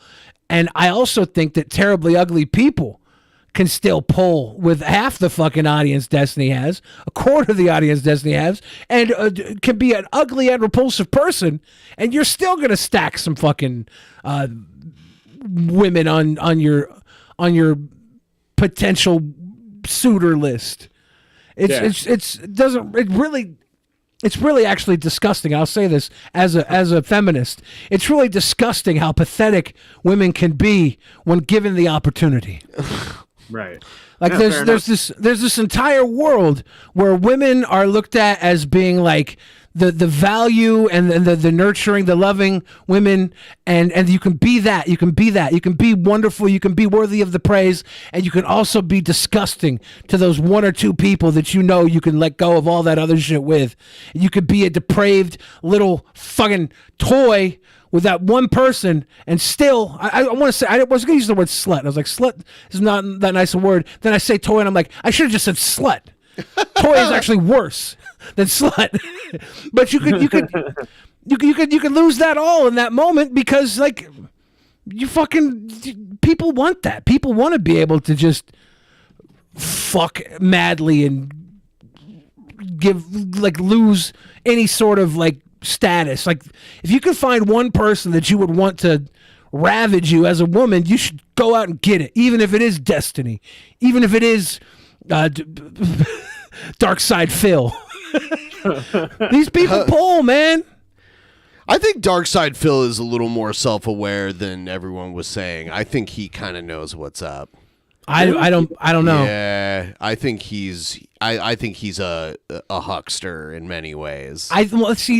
I think that he is a huckster in many try ways. To get him, but I don't think he's fully aware. I think he understands. No, he does lack a little bit, but I think more than he's given credit. Right. And he knows that he sucks at video games. For one thing, he's afraid to play anybody in like Street Fighter and shit like that. Even See, though if he he's was like aware, he would play people lose and then fucking have the public loss and then deny it the whole time. He'd say, "No, man, I've been doing backwards Hadouken since 1994." He would play into him. He would play lose and then be like, "No, they cheated." Like if he was like aware. what Low Tier God does, yeah. Yeah, the fact that he won't play people tells me that he's not aware because it's so much more content if you play into that. Yeah. But he's got I think what irks me about him is it's not the awareness or whether he's aware or not. It's just he can't step into the bit and just be entertaining. Like he was offered to do a podcast by Keemstar with fucking Wings and Boogie. And he turned it down. And not only did he turn it down, he made Keemstar trying to get in touch with him completely annoying. He was just completely annoying to Keem to the point where Keem couldn't even get anywhere near him. Like he had to get an email, he had to do this, he had to do that. I remember when didn't he email you guys once, like a couple years ago? And it was like several years ago, yeah. There was like a collab, and he allowed his trolls to talk him out of it. So then I just trolled the fuck out of him for the rest of it and did a bunch of dumb shit to troll him and spurg out his audience. That is also, I mean, there is a point where the trolls become more toxic than the lolcow. Yeah. Yeah. Tipster's kind of dealing with that because he's been arguing with a bunch of Dark Side Phil trolls. Yes, and exactly. They become very, very toxic and very they gatekeep him too. They don't want anyone else getting to him. They want their little puppet to play with. They don't want anyone else getting involved. Yeah. I think what bothers me about those type of trolls is like the moment they find themselves in the spotlight, they do exactly what Darkside Phil does. They just completely unravel and lose all self-awareness. Like the moment they're singled out, it just becomes, they just implode.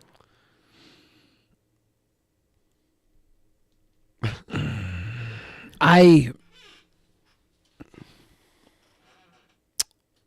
want to apologize to everybody watching right now. We usually are a little closer to our goal going into Saturday's show, and I figure if you're not going to donate because you love us, maybe you'll hear my apology and I can monetize it. I just want to say I'm sorry, guys, for starting so early today, and also for I don't know. What else can I apologize for, Matt? I'm a son of a bitch. Apologize for defending Maya. Yeah, by defending Maya, not only have I put my integrity into question, but I've also platformed a known murderer. Murderer? Yeah, I mean, maybe. Who knows? Yeah, exactly. It's like if you want to hate her. Yeah. Go ahead, but don't make a fucking career out of it. You went from apologizing for defending her to defending her. Oh yeah. Because I can only apologize for so long if the donations aren't coming in. Come on. So you talk to Maya quite a bit, like behind the scenes, Billy? I mean, yeah, every once in a while she'll message me with some stuff and we'll talk a bit, but I don't like talk to her that often. Apologize for absolutely not giving a fuck. Be a badass sweet boy that you are, Billy. Badass. All right, Egged, we need you. We need you to get to 30%, Egged. Egged. Or at least get the tip train rolling, Egged. Egged, just send us a video of you on your bathroom floor with your tits out. You sicko. He is a sicko. You sicko, Egghead. No. He wore a nice suit on his bathroom floor, I will say that. Apologize for not knowing about the threesomes with Chloe. Oh my God! You know what? I actually, I will say, Drunken Peasants now. I have this queued up. I will say the same energy that people have with protecting their kids, attacking Onision's poor child, who may or may not have been thrown out of a window. Fucking tired of this little brat here. Fucking people just pick and choose where their morals lie these days. An alleged pederast. Joe, you were a pussy the whole time. You let him do that. It's true. Well, okay, okay. I let him talk and speak his side of things that everybody's wanted to forget. That's illegal. Go back to his house. That's a Kai problem. was 15? That's illegal. Why didn't anyone say this? I was reading the fucking chat. That's illegal. We're gonna get to the bottom of this. Kai was 15? We gotta ask Kai about this. There are all spineless fucking skid marks, and this entire shit show should be further. Yes, exactly. That's not a sweet boy That's thing to somebody say. who's looking out for the best of us. You guys should still subscribe to Augie RFC. Yeah. You're right. Augie. You know what? Garcia, fuck Egghead. We don't need him for a tip train. We don't need him for a tip train. Come on, everyone. There's no getting off this train we're on. Choo-choo. About the victims even once when we were over there. Oh All my you thought God. about Joe, was 15, yourself. that's shut the fuck up. All you thought about was yourself. The cutie in the back seat. That's Seth. Okay, Tilda. Seth. That's Seth. Seth did a wonderful job. Thank you. There is Thank you. photographic evidence of nudes Kai sent to kids, and you had a sword fight with them. And you had a sword fight with him. You know I mean, what? photographic I lost the sword fight too.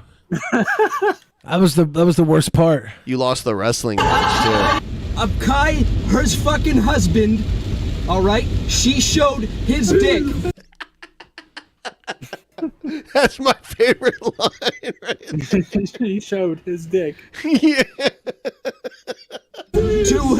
Stop fucking pretending. Stop fucking pretending. It's time to take a stand. You know I help out when I can. I can come on for the zaps and all if you like. Well, clear your calendar Saturday, Egghead. Yeah. We're gonna light up your little ass. Yeah. To be a real man for a change. Everyone can see it. Why can't you? Joe, shut up. You literally hugged him. Oh, shit. Didn't even ask about the threesomes with Chloe. There's threesomes with Chloe. I don't know who the fuck Chloe is. The fucking threesomes with Jesus Chloe. Christ! You fucking idiot! What about the fucking threesomes with Chloe? Sweet boy-os. There we go, 30%. You ask and you receive. You fucking coward! I've never heard the name Chloe until this fucking TTS. Oh my God! Get on Twitter, you fucking idiot! Get on Twitter, you fucking idiot. I still don't even know who Chloe is. It's Onision's daughter who fell out of the window, I guess. Oh.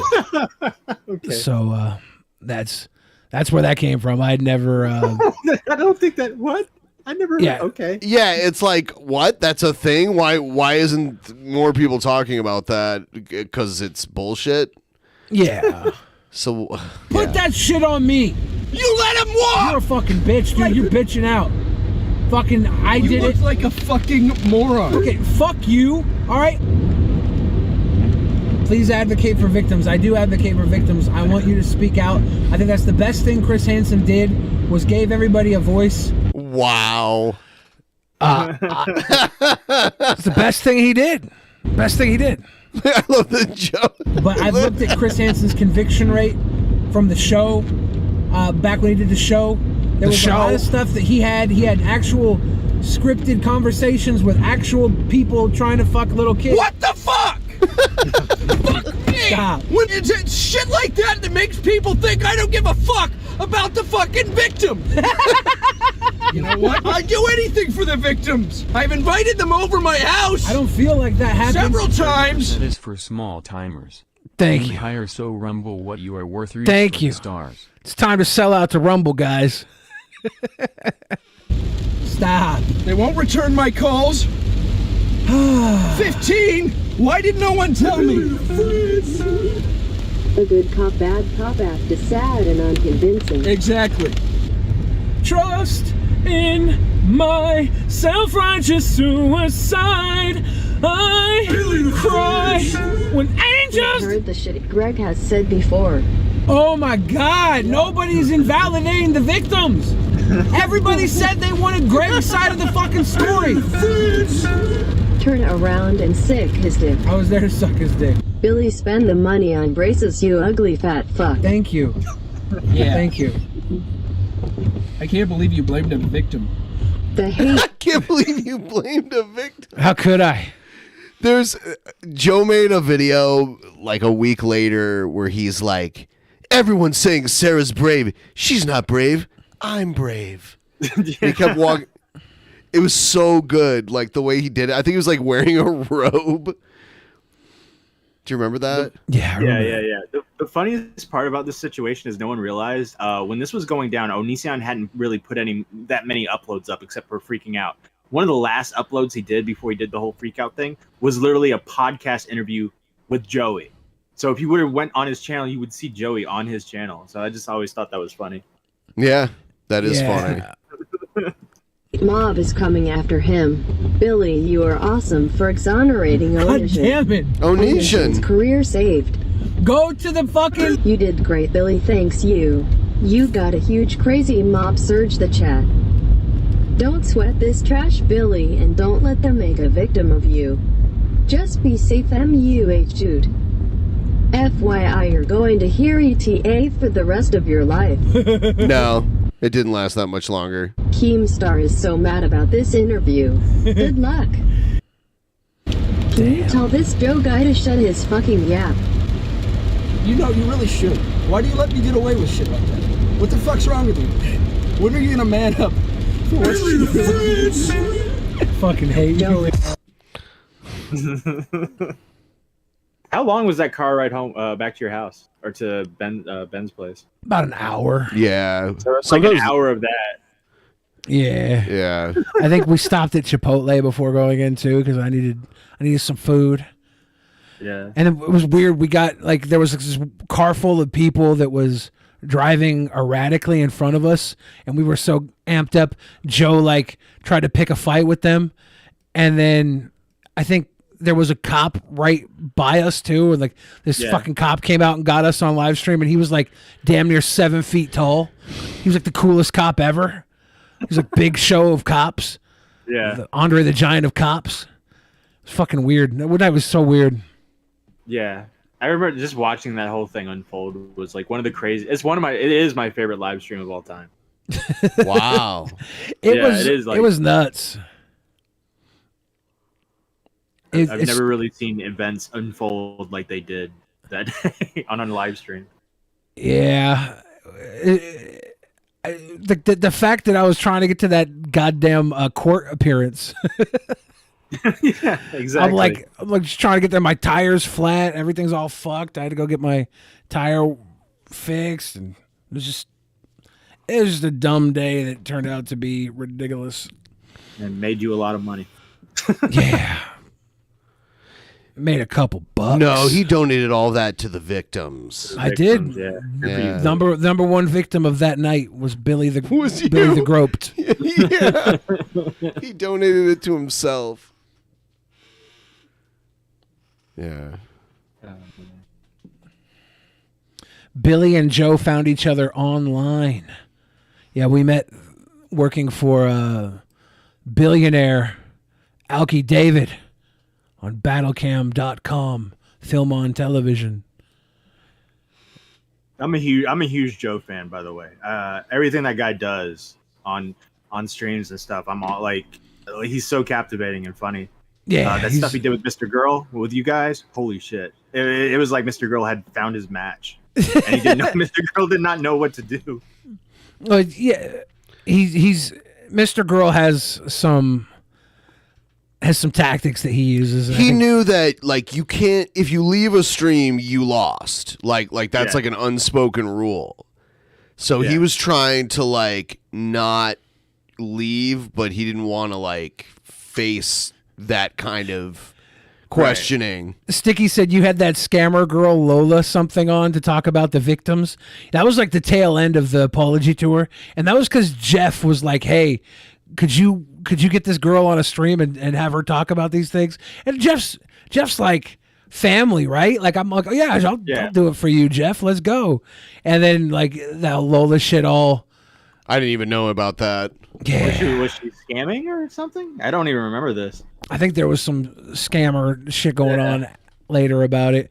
I don't know that much depth of it, but yeah, I had her on because Jeff came to me and was like, "No, she's been working with these people," and I'm like, "Yeah, no problem, Jeff.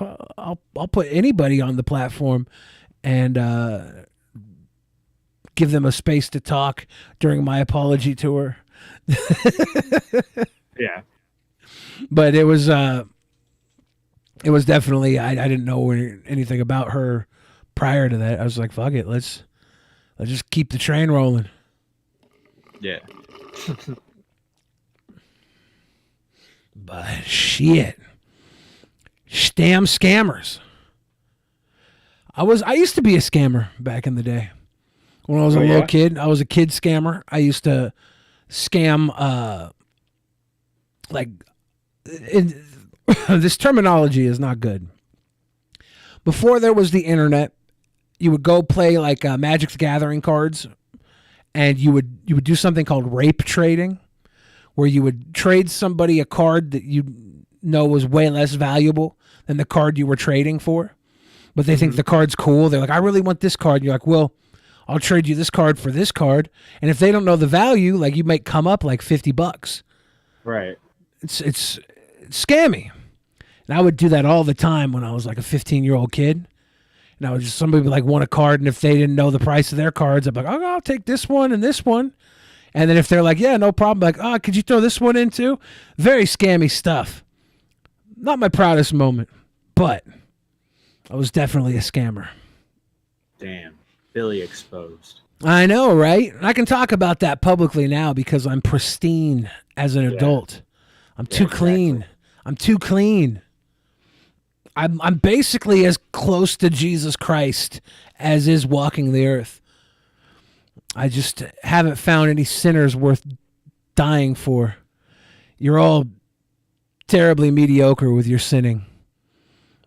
I expect better if I'm going to die for you people. Matt, are you religious? Not really. Agnostic, I guess. I was raised Catholic. Interesting. Ben was raised in Catholic school. I was not raised any real religion, but my family had like Catholic, I guess, influence early on, and then got more into a Baptist, like my extended family. My mom was a believer, but my dad was like not, so there was never any church thing. Is like baptism prevalent up there? Because I know didn't Repsion said he was like a Baptist, like a Southern Baptist or something. He was homeschooled and everything, and his parents are really religious. Yeah. Yeah. Are there a lot of Baptists up in like Washington? I had never really thought. I think they're everywhere. Yeah, they're pretty much spread out everywhere. I mean, there's a bunch of Mormons here too. Like in the town I live in, outside of Seattle, there's like a huge Mormon temple here. So they're just kind of like you'll find pockets of all kinds of religions out here. Right. Because I'm surrounded by Baptists, so like I always kind of see it like when I heard like that Repsion was raised Baptist, I was like, oh wow, I didn't know that was like a big Pacific Northwest thing. Yeah, was it the kind of Baptist church where the women can't wear pants, like they have to wear skirts? Yeah, but and it's all it was kind of weird. Like there's a lot of that, and there was a lot of there's the Baptists, and I don't know what these people are called, but the ones that are like do concerts and shit, and like the ministers like got jeans on and a t-shirt. Yeah. Like we had a bunch of Baptists where I grew up in Ohio too. I could just tell, like, if I saw like a bunch of teenage girls and they were all wearing like jean skirts all the way down to their ankles, they were like Baptists. Because they couldn't wear pants. They couldn't wear like normal jeans, so they had to wear like jean skirts. Right. Yeah. Yeah, I went to a church with my buddy, and it was like a concert. It was weird. It was like the minister had like a red T-shirt, blue jeans, and he's like, "Yo, who's ready to worship Jesus?" And it was that's really it. super perplexed. Yeah, that's like non-denominational, like evangelical kind of stuff, I would think. Yeah, like the big mega churches, it's all about the entertainment aspect of it. Yeah. I kind of like that, I guess. Like making a concert every week. If you're going to worship, might as well make it entertaining. Yeah, I was a fish out of water in that situation. I was like, what the fuck is this? Yeah, in Catholicism, church is not entertaining. It's no. You're like paying the price. It's like, oh, I'm giving up this hour of my lifespan for Jesus right now. Did you know they changed? Did you know they changed the Peace Be With You? Yeah. It's like with your spirit or something. It threw me off. I went to church recently. Yeah, the last time I was at like a funeral or whatever, I noticed it was slightly different. Yeah, I was like, oh, wow. I always liked him also with you. That was my favorite part of church when I was a kid. I'm just waiting for the part where I get to say and also with you. Yeah, but like when my parents were kids, because both of my parents grew up Catholic, that was before they totally changed everything. Like they made big changes in like the mid 60s. Whenever they had the Vatican II, they changed everything around. Like all the church services were in Latin for the Catholics. The priest faced away from the people in the congregation, not towards them. Yeah, there was a whole bunch of like weird changes. Women used to have their heads covered in church before the Vatican Reformation. I can't remember what year it was, but yeah.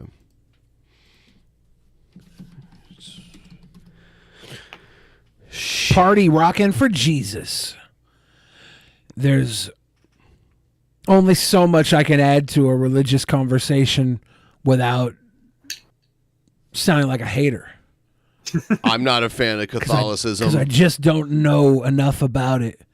And I don't even hate it. Like, I understand that some people need it or value it.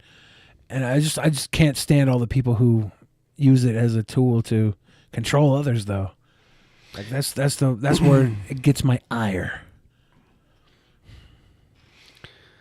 Yeah, I mean, how many churches have their own little sovereign country? Not too many. Yeah. The Catholics.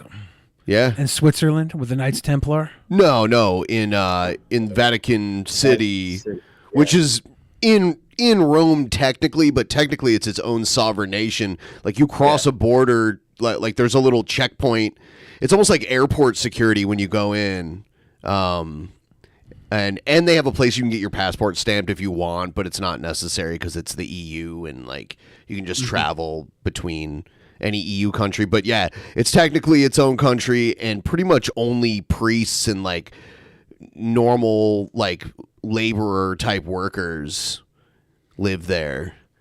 It's kind of weird. Yeah. Yeah, I went to look up like what's the smallest country, and it was like Vatican City. I'm like, what? Oh shit. Yep. Even the firemen have to be celibate, they said. Maybe.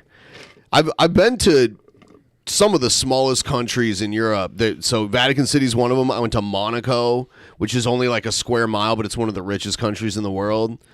And then I went to Liechtenstein, which is right in between Austria and Switzerland. And that's it's like a little, like you have to, if you look at it on Google Maps, you have to zoom in like almost all the way to see it. I don't even know if Roy Lichtenstein is from Liechtenstein, but he's who I think of when I hear Liechtenstein. Roy Lichtenstein, the great racer of 1978 BMWs. That Roy Lichtenstein, he really did a lot for the people of Liechtenstein. Is Roy Lichtenstein? He's an artist, right? He loved BMWs. Oh, okay. Because he looks like he was like one of those pop artists where his like art looked like comic strips. Yeah, I don't like know. This kind of stuff. I never knew about this part of him. Yeah. I only knew about his BMWs. Apparently, but he's not from Liechtenstein. Shit. He went to Ohio State. Wow. Yeah. Does it say anything here about his BMWs? I don't know. When did he die? In 97. He sure loved those BMWs. I don't see anything about BMWs. Could we look for Roy Lichtenstein BMW? Maybe there is another one that I don't know about. Is it the same guy? I feel like I would know, but I don't, because this is the only thing I know about Roy Lichtenstein. It's weird that he went to OSU. Yeah, I don't know. I can't find anything about a specific car driver named Roy Lichtenstein. Well, this is embarrassing. Is it though? I'm highly embarrassed right now. No, you're not. Was he in Wham? No, that was the name of one of his art pieces. Was he in Wham? It said Roy Lichtenstein Wham, and I'm like, what is this? Yeah, that was one of his famous art pieces. What is this? Yeah, no, he had the guitar solo and Wake Me Up. Wake me up before you go. There's the Roy Lichtenstein 1977 BMW art car. Look at that. Look at that Roy Lichtenstein BMW 320 art car. Well, what is that? Like, what is it? You know, it's just Roy Lichtenstein's BMW art car he put together, 1977 BMW art car. He put it together? From Lloyd. Yeah, you know, he did the art on it. Because I couldn't find any... They're art cars. Okay. Yeah, it's like that makes perfect sense. A lot of people don't know about these art cars, these 1977 Roy Lichtenstein art cars. You know, he was responsible for a lot of these BMW art cars that I don't think time so. has forgotten. That's just the only thing that's coming up, so you're trying to make sense of it. No, you can look into all of it. BMW painted by Roy Lichtenstein to be displayed, 320i model, painted by Australian artist Michael Marinessen will also be shown. He was one of the artists behind the art cars. So he painted a car. It was a big line from BMW in the late 70s. They're art cars. The car was featured at Art Basel in 2014. These are really pieces of pop culture here. Oh, Roy Lichtenstein was like the Andy Warhol of intelligent people. He was, he could really sell a car, is what I'm saying.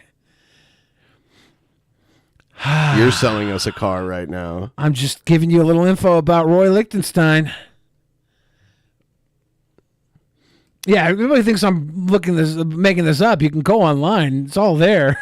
The 1977 Roy Lichtenstein BMW art car. Yeah, there is one little blurb here. The way you described him made me think he was like a race car driver. But yes, he did design a BMW car, like the outside of the paint job on it. Paint the Group 5 racing version of the BMW 320i.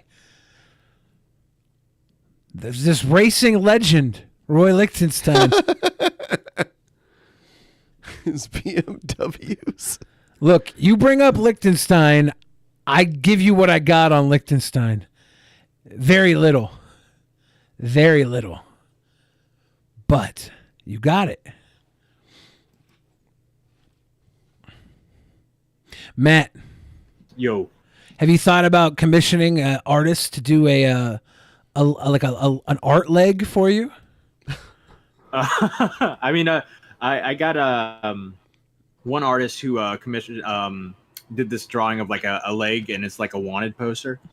A leg on a wanted poster. That was pretty good. But yeah, I definitely would commission that for sure. Have you fucking decked out with this Yeah. art basal leg? You could show off Lichtenstein style. Yeah, definitely. Fucking glittered out and shit. That's that good stuff. I don't know, Matt. We were talking earlier about the Destiny stuff. We were talking about Jake Paul. There was something else that was brought up. Mr. Beast, I think I said. Mr. Beast. Yeah. What are they dumping on Mr. Beast for now? Is it still the blind kids, or is it something new? I think something else to do. I think it's more of like it's about like how he's giving away money and how that's not it's not charity. I can't remember how, like, you're not the way you're doing this is not how you're supposed to do it, or something like that. How are you supposed to do it? I don't know. I have no idea. They just attacked this guy for no reason because they're gatekeeping charity. Yeah, They wouldn't be like, saying that if they were getting the money. right. It's like how they don't like how he's presenting himself. I guess I don't know. Well, yeah, I don't like how all these OnlyFans girls make more money than me for being smoking fucking hot. I want to tear them down too. Like a fucking dumbass. Like, look, Mr. Beast is making entertainment, and in the process, he's making entertainment out. He's gamifying philanthropy. Right. He's creating a new way to have influence in the world of philanthropy. And you could hate that because it's not the way that you deem ethical, I guess. Yeah. But who's going to fucking stop him? Are you going to woke scold Mr. Beast until he stops buying blind people fucking eyes? Until he stops having trees? I remember he had the picture of his Walmart candy bar aisle, and he was asking the fans to go out and tidy up the candy bar aisle at Walmart because there was like a bunch of candy bars that were disheveled on a shelf. He's like, fans, could you go out and tidy up these candy bars? I thought maybe that was what all the hate was coming from, because that was that's pretty. I was like, are they hating on him because he's asking the fans to go out and tidy up the candy bars on the shelf? I will say that's what, as someone who has worked at stores before, the candy aisle was always the fucking worst thing because it's always fucking messy. So, good Candy people don't care about anything but their sugar fix. Yeah. One time I worked at a Sam's Club, and there was like the women's clothing section, and that was always ravaged all the time. Like when we would close up and we count out because I was a cashier, we'd be told to go sort out the women's clothes and get that like all tidied up. So that was another thing, in addition to their bathrooms. Yeah, so many shoppers. Would this look cute on me? Yeah. No. That's why the men's shopping section is always tidy, because men get in, see their size, grab They it look and for the leave. thing they want. Like Yeah. they're like, I want that. They're like, this is my size. Fashion never dictated my life. I would buy clothes from Domino's Pizza if they had my shirt. I don't care where it comes from or what it does, as long as it covers my nipples and balls. Men used to be easy to please like that. There's still like a genre of human beings who are Costco shoppers, and they recognize that they don't need much in this world, and what they do need, Costco will have. Kirkland brand. Kirkland brand will have. They'll have it. Kirkland brand will provide. I'll go get my shirts and pants from Costco. I obviously can't be one of those people. I'm too fat. Or else I would be a Costco person. Yeah, I can't fit in Costco clothes. It's not economical to carry fat people clothes at Costco. Yeah. Yeah, even like the Kirkland brand liquor. You know, that. Yeah. And it's fucked up that the same place that sells like 2-gallon jars of mayonnaise doesn't have fat people clothes. You know what you're doing. They just want you to be naked all the time. You know what you're doing with those 2-gallon jars of mayonnaise. You're creating the problem and you don't want to clothe it. That's fucked up, Costco. $1.50 hot dogs. Yeah, I'll go eat a $1.50 hot dog even if I can't wear a Kirkland shirt. Can't spill the ketchup on my Kirkland shirt. I'll still eat it. It's $1.50 with a drink. What a deal. So I think we're going to wrap it in a couple minutes here. And we'll be back coming up here on Saturday at our regular time. Regular scheduled program. Matt, anything you want to say to the audience? Thanks for having me, guys. Like I said, I've been a fan of Drunken Peasants for a while. It was fun to be on. I have a podcast called Now Recording, if you guys want to check that out. We cover like a lot of the spurred commentary drama and stuff, and it can get pretty crazy at times, just like how the situation with Rob by Jane happened. So yeah, check that out. Eat my ass. Yeah.